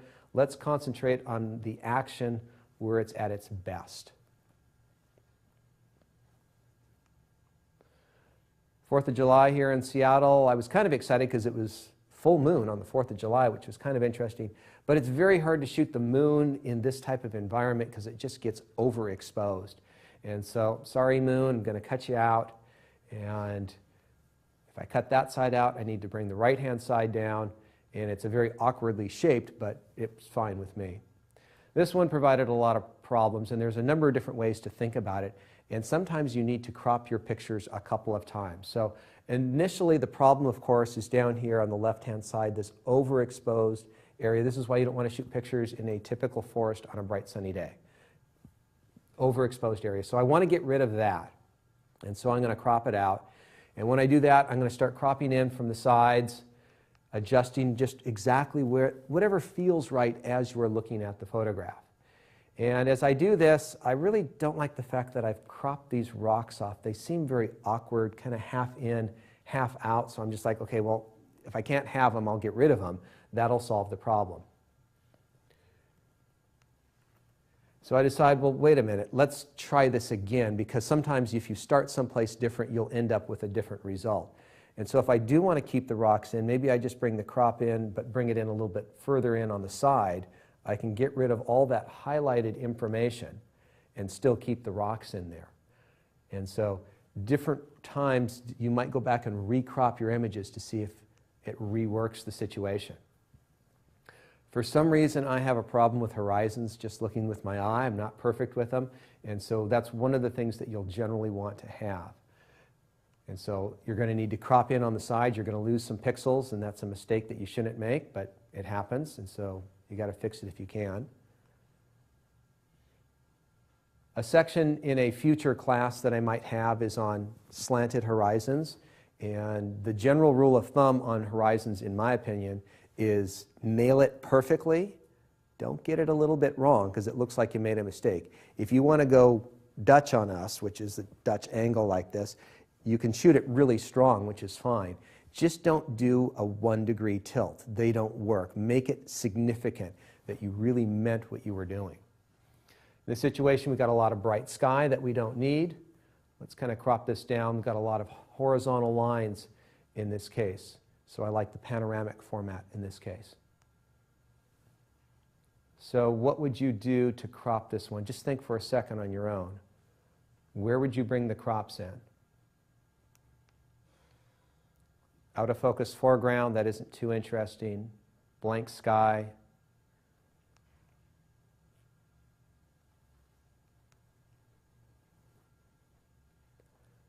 I don't like doing these extreme panoramic crops, but sometimes you get back to your computer and you're like, why did I not think of that at the time? And so you do the best you can out in the field and you make little fixes later on if you have to. So this brings us to the panorama section. I don't know, do we want to stop and check for a couple of questions? We got time. Let's do it. We've got a mixture of on-topic questions and general photography questions. You fine with either? Whatever you got. Okay. This one comes from Meaty Mom from Arizona. Looking through my camera menu, it looks like I can change my aspect ratio. Am I understanding that right? Yeah, there's many cameras that you can change your aspect ratio, but I don't recommend it for the average person. Mm-hmm. It's simply because what happens is that they'll start recording less area on their sensor. And it's framed up in the advantage to it is that you get to see in the viewfinder what your final print shape is going to look like. But if you don't have a specific shape that you're going for, you want to leave it in the maximum size without cropping at all. All right, question from Trace Elements Photography. I find myself trying to frame the picture just right, and as a result, I am finding myself with a lot of photos that the client wants in. For example, an 8x10 format, and they just won't work. Can you speak of how I should go about framing my portraits so I don't get into this situation? Well, I would shoot what you want, shoot it nice and tight, but then shoot a couple of versions that are a little bit backed off and maybe very backed off. That would be the safe choice to do. Most cameras have enough resolution that if you wanted to do it in one shot, the safer choice is to shoot it a little loose, which means a little bit wider angle. There's more space so that you have room to crop in there. There's a tendency, and it's a good instinctual thing to do, which is to shoot as tight as possible. But you got to loosen up on that a little bit, and they're too good. They need to back off a little bit and allow so that they can make those decisions later. Two related questions, one from Photo Freak, one from Linda T. This has actually been a common question in the last few days. Does John take several cameras with him at the same time, or does he just switch lenses on some shoots he does? And then Linda asks, how many cameras or lenses does John have with him on a photo outing? When I travel, when I went on my first big trip, one of the things I just said is, I'm going to bring 2 cameras. You know, I do not want to be out there and have my good camera die on me. And I think if you're really serious about what you're doing, you're going to have 2 cameras. Now, what that second camera is can be a lot of things. I mean, nowadays it can be your phone in some cases, and that's fine. Sometimes the phone is the backup camera. Just, I want to take some pictures, and that'll do. In other cases, I have a full frame camera and I have a cropped frame camera, and I typically use the cropped frame camera for any sort of telephoto needs where I need extreme telephoto, sports, wildlife, things like that. But most of the time I use my one camera, and I'm fine just having one camera around. But if you're really serious about what you're doing, if you're shooting professionally, you should have a backup. That's just kind of standard in the business, is having backup. Ideally, it is nice to have 2 cameras that you don't have to switch lenses on. I mean, switching lenses is a little bit of a pain in the butt, but I always like having that right lens on the camera. I like having the right tool for the job, and I'm willing to take the time and effort to do it. And as an experiment, I decided I'd go out with a crop frame camera and a full frame camera and 2 lenses. Because depending on which camera body you put the lens, you get a different focal length. So essentially, it was like having 4 focal lengths. And I was hoping that this would be an interesting solution. One camera, each have a lens, and you can switch them back and forth, and you have 4 lenses. Okay, worst idea ever. Every time you wanted to take a picture, you had to switch 2 lenses on 2 cameras. And so I was switching lenses back and forth all the time, and it just did not work out. I've never done that again. And so I think it'd be better to have 1 camera and 2 lenses, or dedicated camera and lens to a situation. I believe we have a studio question here. Joe, did you have something you wanted to say? Yeah. Do you have any guideline of cropping? Because you're thinking of a 5x7 print, and then some kind of guideline on how I'm going to crop this. Will this fit in a 5x7 or 8x10? I think having the right software program for cropping is nice. I use Lightroom, which is really nice because you type in 5x7. Actually, it's already there as a preset. And it suddenly changes the aspect ratio. And you, when you crop it, you have to stay in the 5x7 if it's in the locked position. And so you can start moving it around. You can drag it up, down, make it larger, smaller, and very visual in that manner. So it's very easy to see exactly what you're going to get and what you're cropping out. And so you can, that's the best tool. And so I very much enjoy using that to crop photographs. And there are other programs that are all pretty good, but I think that one's very nice. Buddy is wondering, instead of cropping, sometimes can you use a vignette to fix a picture? Potentially. A vignette, just in case anyone doesn't know, is a darkening of the corners. And a lot of times I will add a vignette to people photographs, just to draw attention away from the corners, because remember, people look to the brighter areas and less to the darker areas, so darkening up the corners a little bit. It was something very common that I did in the darkroom with a print in the enlarger. And so that is a technique that you can use. I think it's kind of separate from cropping, but I think it's a valuable technique. All right, Rocket Mama asks, the crops you're showing off look great for composition. Can you walk through the implications of taking these odd-sized crops to print? Well, you can print any size you want. The question is are you going to have it put in a pre-made frame? You can make your own frames. You can bring a photograph or a print of any sort to a good framing shop, and they'll frame it up for you. They'll put the right size mat, and they'll make it for you. So for a piece of artwork, you can do whatever you want. It's just a question of, are you trying to save money and fit a certain format to put it in a standardized frame? If you're working on a project, you should be thinking very, very clearly about what the final project's going to look like. If you're going to have a gallery of 100 pictures, you shouldn't have, in most cases, 100 different crops. You should figure out what you're going to do. I mean, you could. There's nothing against that. But some people will have exactly the same framing because they want to have the same theme throughout their show. And so there's a lot of things to consider when considering the final aspect ratio. Cool. Lucci is wondering, with the Nikon D800, you have the choice to use the full frame or put it in DX mode. Would you use the full frame mode and crop afterwards to get the reach, or put the camera in DX mode to get the reach? Okay. That's kind of interesting because they hit into a different area. And so for general shooting, I would shoot the full frame sensor because you want to get the most amount of information. In that particular camera, and for instance, the new Nikon D7100, there is an advantage to going into the crop mode. And what happens is that you're shooting with less megapixels, and the camera is able to process that information faster. So for shooting sports photography, if you're not going to be using that outside area, the camera can increase the frame rates. And so you have to check with your particular camera. But there's a number of Nikon cameras that have built-in crop modes where it can shoot at a faster frame rate. And if you know you're not going to need that outside area and you need the frame rate, that's when to put it in the crop mode. Now, if you don't need the frame rate, you're just going to crop and throw some information away later, which really doesn't matter. It's mainly if you need the frames per second, the increase. And I forget the exact numbers, but depending on what crop mode and if you get an extra battery grip, it can change it from maybe 4 frames to 6 frames per second. It's something in that range.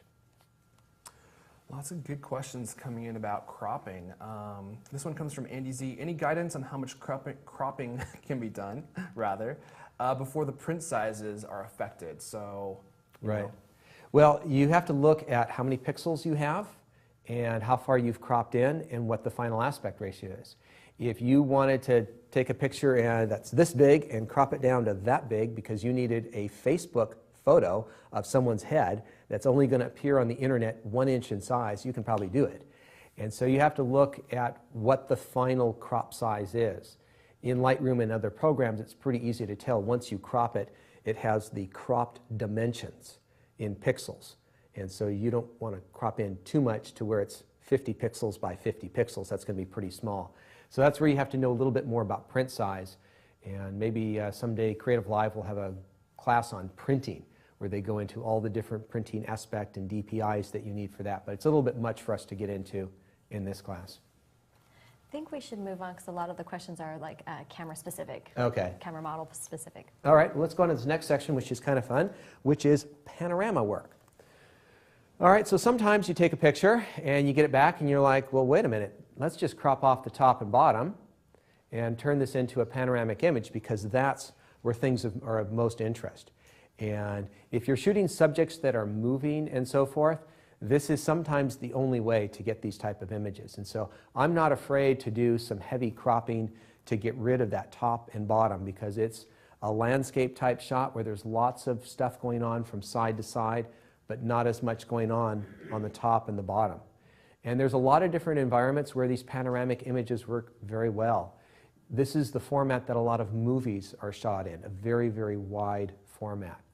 And so it's also kind of the way we see the world. So they're very natural and they're very easy to work with, especially on these HD TVs because they're pretty wide together. And this works very good for action photography where there's things that are moving on in the picture out here. The way to get the best resolution is with a technique called panorama stitching. And so in general, this is the way it works. You're going to shoot a bunch of pictures, 2, 3, 4, it doesn't really matter. They're going to slightly overlap so that you can put them together.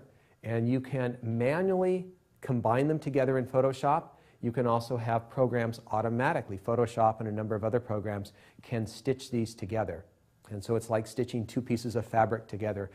You don't want to have them butt right up. You want to have a little bit of overlap so the material overlaps. And if you want a super high resolution picture, you shoot as many pictures as possible so that each one of these, let's say, is a 24 megapixel shot. They add up into a several hundred megapixel final image. And it can be a great way to shoot something either that you want with really high detail or something that you have a lens that doesn't span the entire width of. And so it allows you to have a wider angle lens than you would normally have. When subjects are moving like these penguins, it gets to be very, very difficult.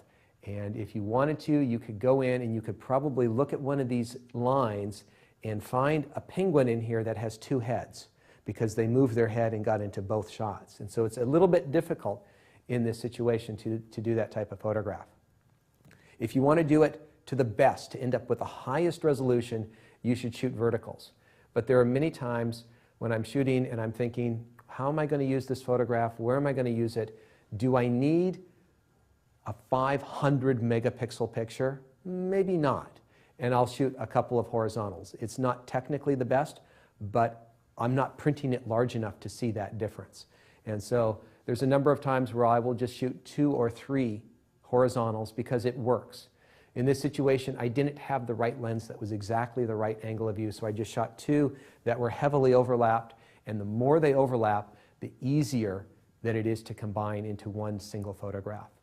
This works out really well for nature photographs, and you saw with the tilt-shift lens how easy it is to do with the tilt-shift lens. All right, Creative Live fans, I got the slide for you here. So let me take you through Seattle here. Does this work? All right, so this is Puget Sound out here in front of Seattle. Here's the sculpture park. Here's that red sculpture I took you. And this was taken up on the top of the Space Needle, and I did this the wrong way. I was hand-holding the camera, and I just went to the different positions, and I took a picture here, and then I'd walk around, and I'd take another picture, and I did 8 pictures, This is Queen Anne Hill, and Cary Park, where I shoot from Seattle from there all the time. Here's Lake Union. Now we're going to come across, pretty soon we're going to come up to the Creative Live building, and I want you to see if you can spot it up here. It's coming up here any sec. There it is. Look at that. So that's where we are right now if you haven't been to Seattle. I'm getting dizzy.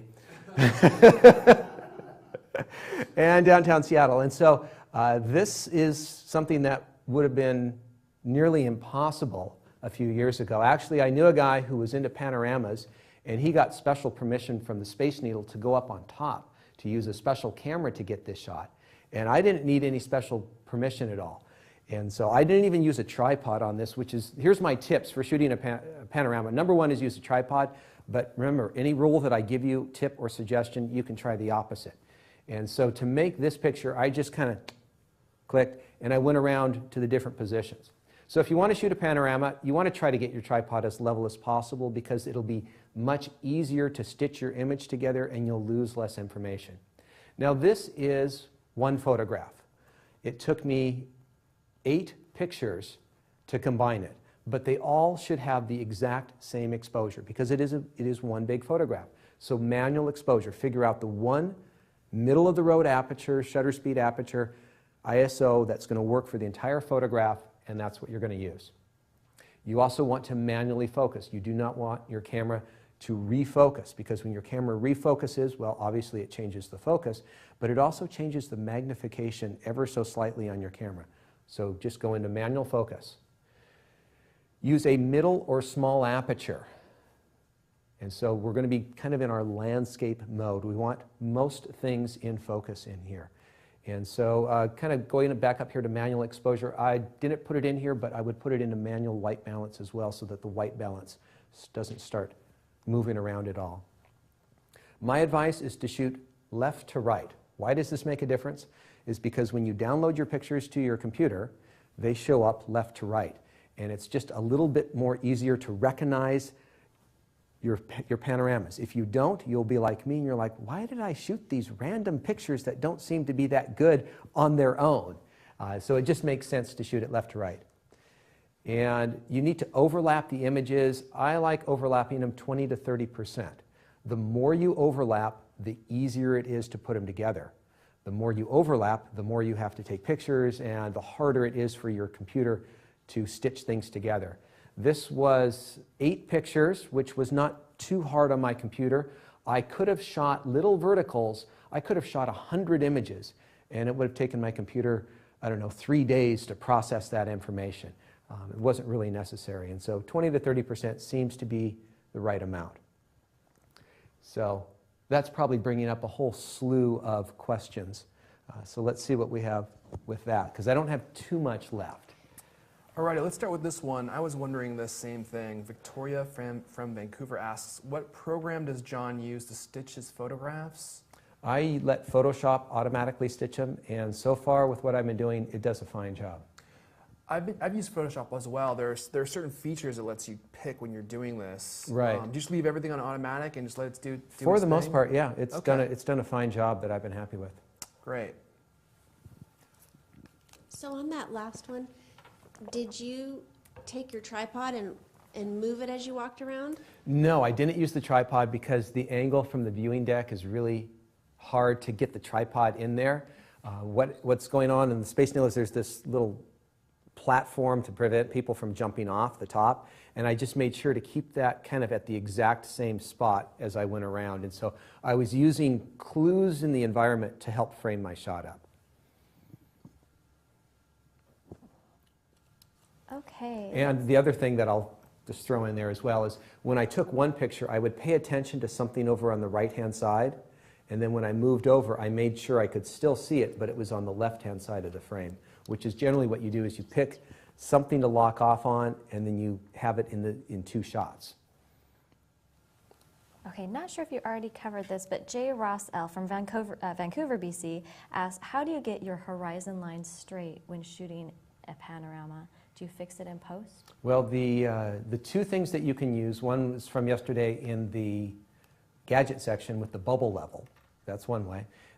Actually, give you 3 clues here. So that would be one way. Number 2, a lot of the newer cameras have the horizon line leveler electronic gauge in your camera that you can employ. Sometimes you have to look at it on the back of the camera. Sometimes you can look at it in the viewfinder. Other cameras will have a grid screen that you can either buy or turn on in your viewfinder to help level the horizon. There are also tripods that you can get that you have bubble levels in them that you can use to get that right as well. Great. Lake Capo? Lake Tekapo is wondering, can you use both prime lenses and tilt shift lenses for panoramas? You can use anything for panoramas. It typically works, shift lenses work great because of that whole shift section, and that's kind of on a different scale, you might say.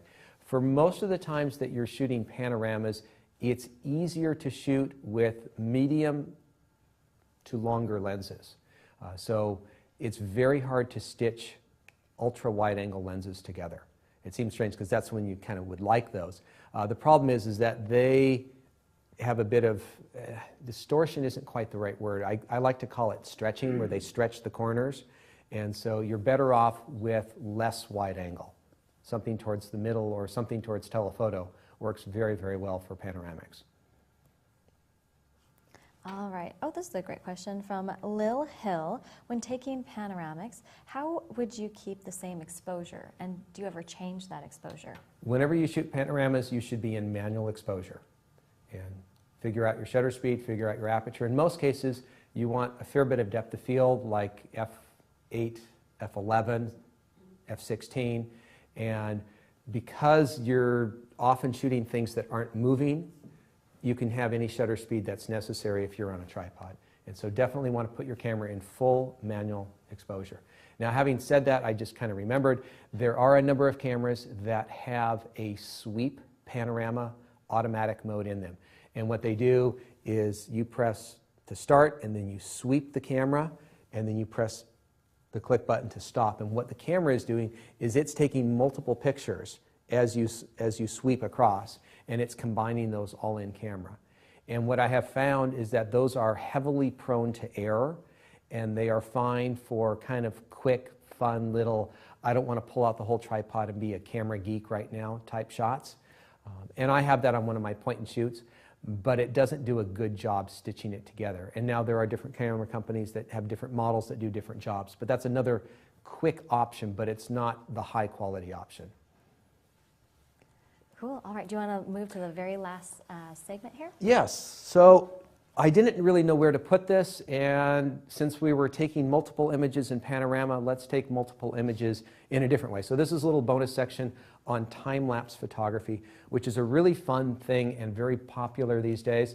And just what is time-lapse? Well, it's where you take a picture every 5 or 10 seconds, and you combine the resulting photographs into a video that is showing them at roughly 30 frames per second. And you can compress a very large amount of time into a very short period of time. And so there's just an interesting way to look at the world. In photographs, in straight photography, we're freezing a moment in time. And this is capturing time in a different way. It's compressing it so that we can see and understand something that it's hard to see with our own eyes. So here's Lake Union, the Duck Dodge. It's a boat race that we have here in Seattle, and I've always seen them out there, but I've never really known where are they going and what exactly are they doing, because I couldn't really figure things out. But now I can kind of see a little bit of pattern in there that you can't see with your own eyes because it takes place over too long a period of time. And so I thought this was one of the more fun time lapses, and then I decided to shoot the same thing from a different location. And you can once again see what's going on. You can see the freeway. Now, unfortunately, the Space Needle here was moving around a little bit, so it's a gigantic, world's largest tripod. How about that? But it's not totally steady. All right. So there are some tools and things that you need in order to do this, and a little bit of advice that I have for you here. So number one, you're not going to shoot this with a film camera. You want to shoot this with a digital camera. You're going to need an intervalometer. Now, some cameras are pretty cool because they have it built into the camera itself. Other devices, you have to buy an accessory, and an intervalometer is a timer that you can set when the picture is going to be taken, how many pictures are going to be taken. You're going to need to use a tripod, so make sure you have your tripod ready. And finally, you're going to need some time. Number 5 might be a book or something else to keep you busy, because sometimes you'll be sitting there. That duck dodge from Lake Union, I was sitting on an overpass with my camera for about 45 minutes as it was clicking pictures every 15 seconds. All right, what do you need to know? You need to know how many shots you need. All right? How many total pictures does your camera need to take? And that kind of depends on what you're going to do and how long this time lapse is going to be. And the other number you need to know is how long between the shots. All right, so here's some help on figuring out these things you need to know. How long is your final clip? What do you want this final video to look like? Do you want it to be a 2-hour video that you invite your friends over to and they sit down for 2 hours and watch a 2-hour? Or maybe you want to have something a little bit shorter. Now remember that most video is at 30 frames per second. That's what we see when we watch most TVs and movies and things like that. Hollywood movies are usually shot at 24 frames a second, which overall is pretty close in this scale. And I think for a lot of different scenarios, a good goal is about 10 seconds of interesting video.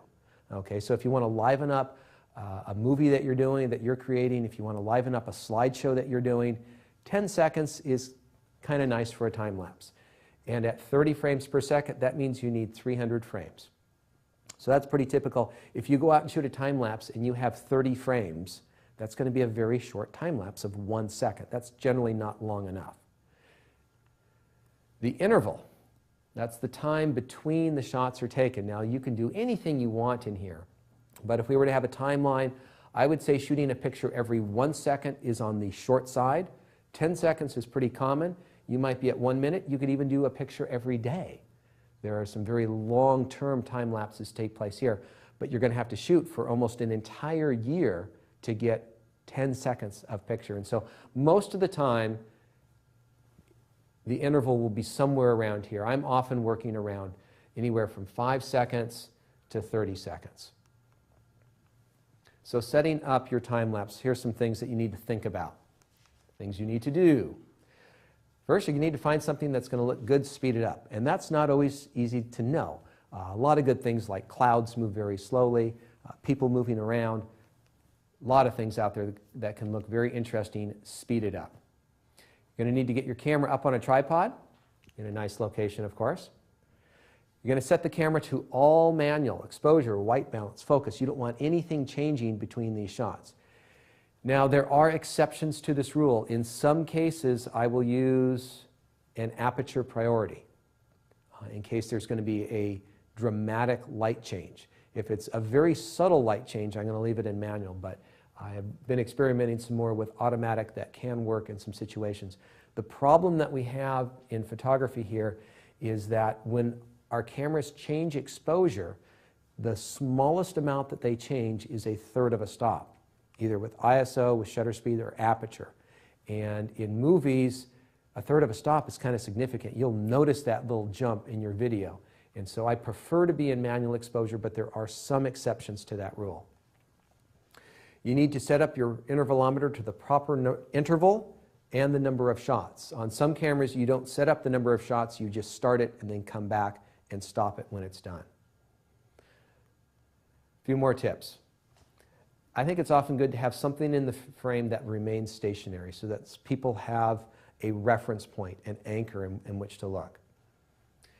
I will turn off the LCD image review to save battery power. Sometimes I'll shoot these time lapses that take a long time and there's no sense of that image coming on the back because that's just wasting battery power. Make sure that you have fresh batteries. This is where the vertical grips are sometimes nice because you have 2 batteries in that camera to power it. Now, I like shooting raw for quality, but sometimes when I'm shooting 1,000 images, I just don't need raw. And so in many cases, I'm going to shoot just medium-sized JPEGs. Because if I know it's going to fit on 1920 by 1080, I don't need to be shooting 6,000 pixels across. It's just extra data. I have shot raw for time lapses in some cases where I felt like I needed that insurance or that leeway in exposure. So just be aware that you can shoot at smaller file sizes without any loss in quality. All right, so here's some scenarios. 60 seconds times 5 minutes. So if you shoot for 5 minutes, 1 picture a second, that's 300 seconds. All right? So a 10-second final clip, once again, is 300 images. A 1-second interval for 5 minutes is going to give us the 300 images. All right? So you could just shoot for 5 minutes and end up with a nice little time lapse. Most times you're going to have to stretch that out a little bit. Every 2 seconds, you go for 10 minutes. You end up with the same number of pictures, which would be a good little time lapse. You could go every 12 seconds, shoot for an hour, and you end up with a nice 10-second video. And so this one works really good for a lot of situations down here. So you have to think, how long are you going to record it for? How long is the final one for? All right, let's take a look at some of my favorite time lapses. This one I thought I was very creative because I found this little river that had these bubbles coming in it. So I set my camera up and just watched this, and just kind of seemed like a washing machine. And I wish I could have done this for hours and hours, because this would be, I don't know, it'd be like a Yule log, where it's just kind of fun to watch this random pattern keep on changing and changing. All right, here's one of my favorite from Baja, California. Each individual picture is a 30-second exposure. Moonlight is hitting the cactus here, and the moon is going to set in a moment, and it's going to get very dark to where you can see the stars a little bit better. It's actually good having that moonlight out there. This is one that I made a mistake on the camera, and I set it to a little too low of resolution. And here you notice that there's movement in this. And there's a whole set of devices that you can buy to help move the camera, but I didn't have that with me. So I decided to be very creative, and I just shot this with a wide-angle fisheye lens. I cropped in a post-production program, Final Cut Pro, and I basically panned the image across.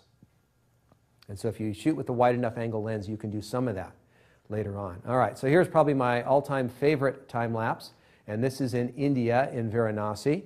Found a building top we could shoot from, and shot a picture, I think it was about like every 6 seconds here.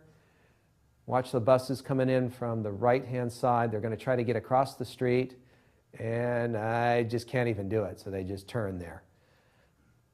So added that little bit of, you saw that zoom back, did that in post-production. All right? So I've told you throughout this class that whatever I say, you can do completely the opposite, and you can potentially end up with nice results. So I'm going to show you one more time lapse, and it was the one that I put the most amount of effort in. And I broke one of the very serious rules that I mentioned, was you need to shoot this from a tripod. And I decided to turn it on its ear, and I decided to completely move location on every single shot. What this is this is the home cross-country course here in Seattle for the cross-country runners in Seattle. And what I did is I took a picture every 3 steps. So I would take a picture, walk 3 steps forward, and take another picture. And I did this for all 5 kilometers or 3 miles of the course. Now, truth be known is that they backtrack on themselves a couple of times, and so I didn't do every area. I did every area, but I didn't do it necessarily twice.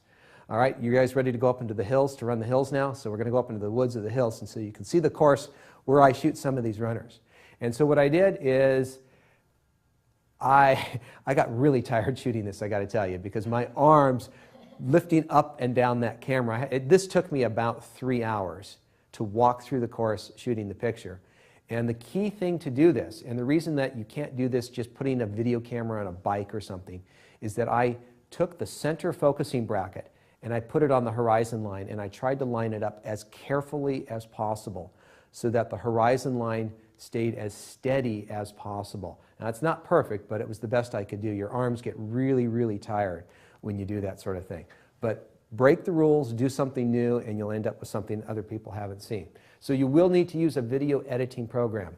I'm not an expert in video. I've used Final Cut Pro, which is a really high-end one, and it works quite nicely, but there are many other programs that allow you to put a little bit of a pan and zoom, which might be a reason to shoot large JPEG or even RAW to assemble the video. Use short bits to spice up a slideshow. Just think about shooting a bunch of still images and how nice it is to suddenly have a little bit of video. But that's one of the great things we can do with our digital cameras. So I'm sure that might have opened up some other questions, but I think that's going to do it here. You just like raise the bar on time lapse for us, and like why not do a time lapse while walking a marathon? Why not? Yeah. It's amazing. Yeah, a lot of great questions. A lot of people want to know about intervalometers. What if your camera doesn't have an intervalometer? What actual like tool you use there? So there are intervalometers that you can buy from your manufacturer for some cameras. Some cameras do not have an intervalometer available for it. I think any camera over $1,000 is going to have something available for it from the manufacturer. With other cameras, there's going to be a remote terminal where you would plug in a cable release, and there is probably a company that makes a device for it. And so you would have to find out. I don't have a lot of good names for these companies because they're generally small companies. Do you know somebody? Yeah, I've actually been playing around with one. It's IO Shutter. Okay. And it actually it plugs in from your camera to your iPhone Okay. or iPad. Oh, okay. So it kind of you can have fun with it a little bit. That's kinda cool. Yeah. So Yeah, it's be a new careful way. of wearing down the battery. See how much battery juice it draws, because I've had some of the time lapses. The one from Baja, California, the camera was running for about 7 hours. And so I had to go out there in the middle of the night to replace the batteries because they wear out, especially if it gets cold out. And so there's an interesting one that was posted on a website where somebody put up about 4 cameras up at a ski lodge, and somebody stole one of the cameras. It's just kid happened along where this camera was doing a time lapse, and he stole the camera. And they were able to actually track the camera, because I don't know if it had a GPS unit or Wi-Fi on it, but they were able to track the camera, and they got the camera back, and they actually got pictures from the intervalometer series of the person stealing the camera and things that he was doing after he had the camera, because it kept taking pictures. So you do have to be careful about where you put the camera, and a lot of times you got to just sit there. And one of the things that I've done here in Seattle, I'm a weird photographer. Okay, that stands on its own, but I'm a weird photographer in how I make my living, because most of it is through teaching, but occasionally I'll get hired. And one of the things that I've done a bit of is shooting time lapse of a mural artist at Easy Street Records here in Seattle, painting a mural. And I was contracted to shoot a Pearl Jam mural painting that took 5 days. And what I had to do is I had to get the camera in exactly the right place for 5 days. And it's not the type of place where you leave a $3,000 camera out and go home. And so I had a number of issues with it. Number one is I just didn't want to sleep there and leave it there. So I completely disassembled, took it home. But I put markers down on the side of on the cement where the tripod was. I lined it up very, very carefully. I shot it a little loose so that I could crop all the days in a little bit. And then I went into Lightroom, and I had to adjust just a tweak between each day to where there was a very subtle difference. But that was an interesting problem, because there was a theft problem and there was a weather problem. And so what I ended up doing is I ended up getting my tripod in a position, and as it sat here, then what I did is I took a table and I put it over it, and then I covered it with tarps so that you could only see out one side of it, and it kind of looked like a blind. So as people walked by, it just looked like a bunch of tarps on a table, nothing there. And the camera inside, when people came up to talk to the artist, every time they'd hear the camera, what's going on? Oh, there's a camera in there. And that way it kind of disguises what you're doing. And so there's a whole interesting world of time-lapse photography, and I've just dabbled in it. And the area that you take it to go much further that I'm thinking that would be so nice to have is one of these rail and motor systems so that the camera moves. That really adds to the interest level to it. That would be cool. Jared, I believe you have a question, right? I had to, but he just answered my first one. Of course, he does so, that. We're pretty good there. My second question is, assuming you have your camera in a place that's safe to leave it out, and assuming you're doing a really long time lapse and it's also hooked up or hardwired to power, if you've got a weather situation just where like it's getting cold, like dew in the morning or something along those lines, Right. Do you have any advice on how you could keep a time lapse going throughout the night or into the early morning hours and avoid having problems with the glass? Well, once your camera is outside and in the environment, it's probably not going to have a lot of condensation going on and off of it that would normally get from going from a warm environment to a cold environment. Dew could be a separate issue. I haven't had a big problem with that. One of the things that I was told, I haven't tried, I don't know if it's true, there's some sense that it makes, is to lay out a tarp. Let's say if you're going to be on dirt, lay out a tarp so that you don't have the cold ground right below you. That might help out. And I think that's the best I can do on that answer. All right, thanks. Fantastic. I've got one more quick one for you from Buddy. Are all time-lapse shots shot horizontally, or can you shoot them vertically and then pan vertically in post-production? Well, I mentioned it before, and I think it's worth mentioning again. I wish we could show it, but you can go see it. Go to YouTube and watch Don't Shoot Vertical Video. And in essence, it says that we have horizontal TVs, and these TVs are rather hard to turn vertically. So you want to shoot horizontal video. I mean, I had a desire to shoot a vertical slideshow because I was frustrated. One of my first big slideshows that I did, which it's like a documentary movie, was horizontal, and there was just a bunch of vertical stuff, and when you shoot vertical, it doesn't fill the frame.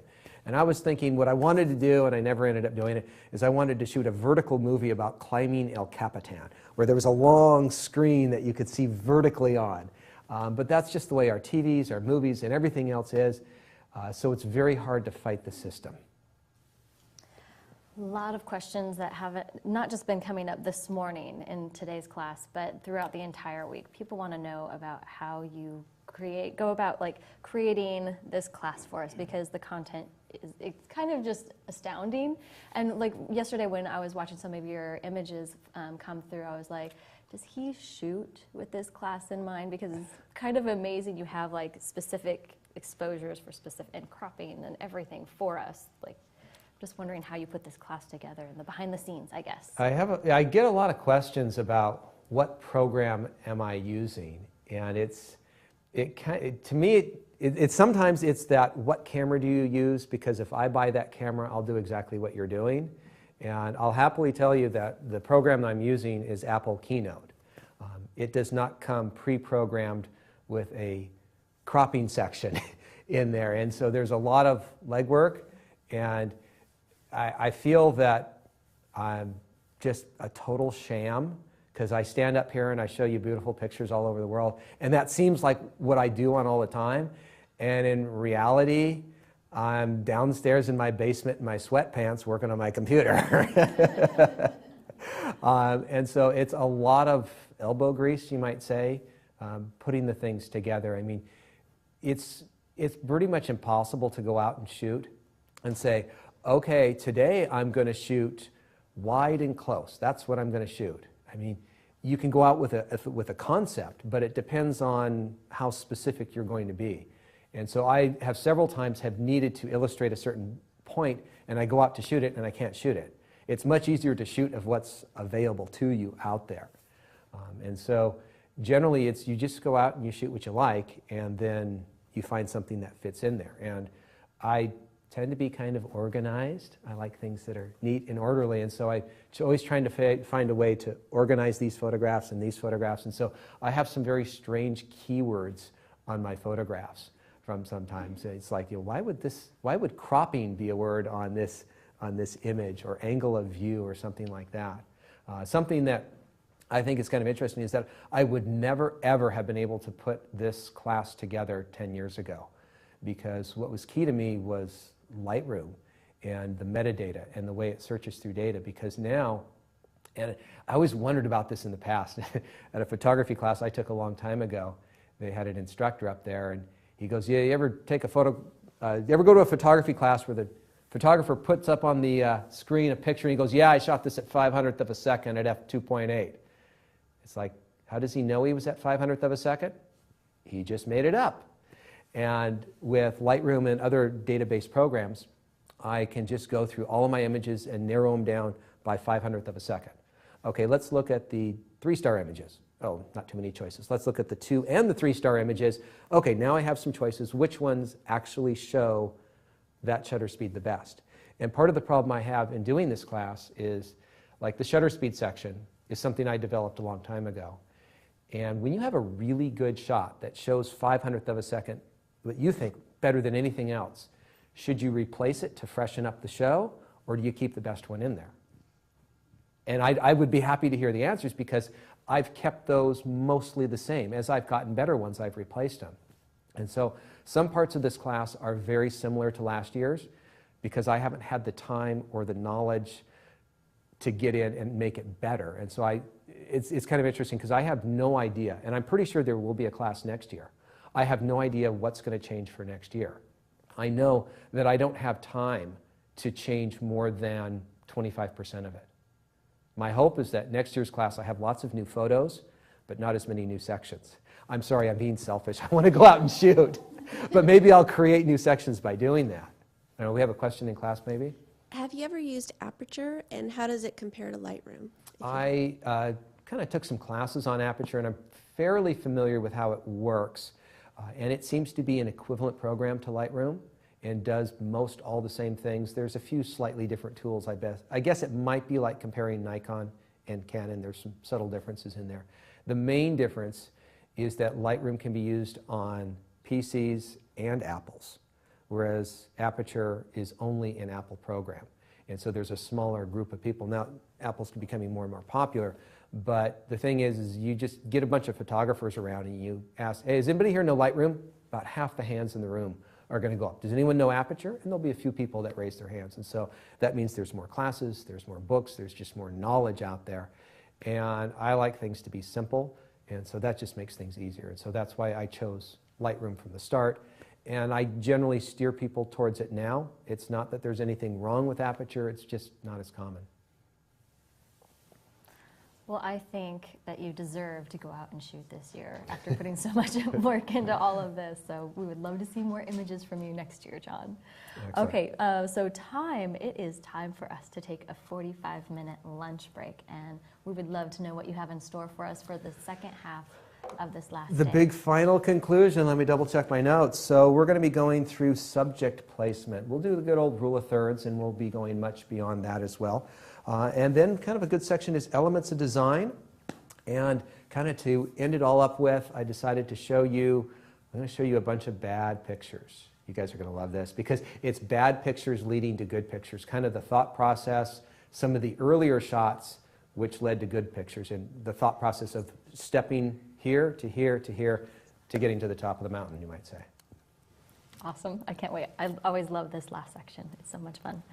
All right, so you know how I love to give you shout outs from the internet, how much people love you. Well, everyone, we have an amazing team that are behind the scenes here, and sometimes they get shouts out from the internet. So there was one that was shared this morning that I want the guys in the back to hear from the internet.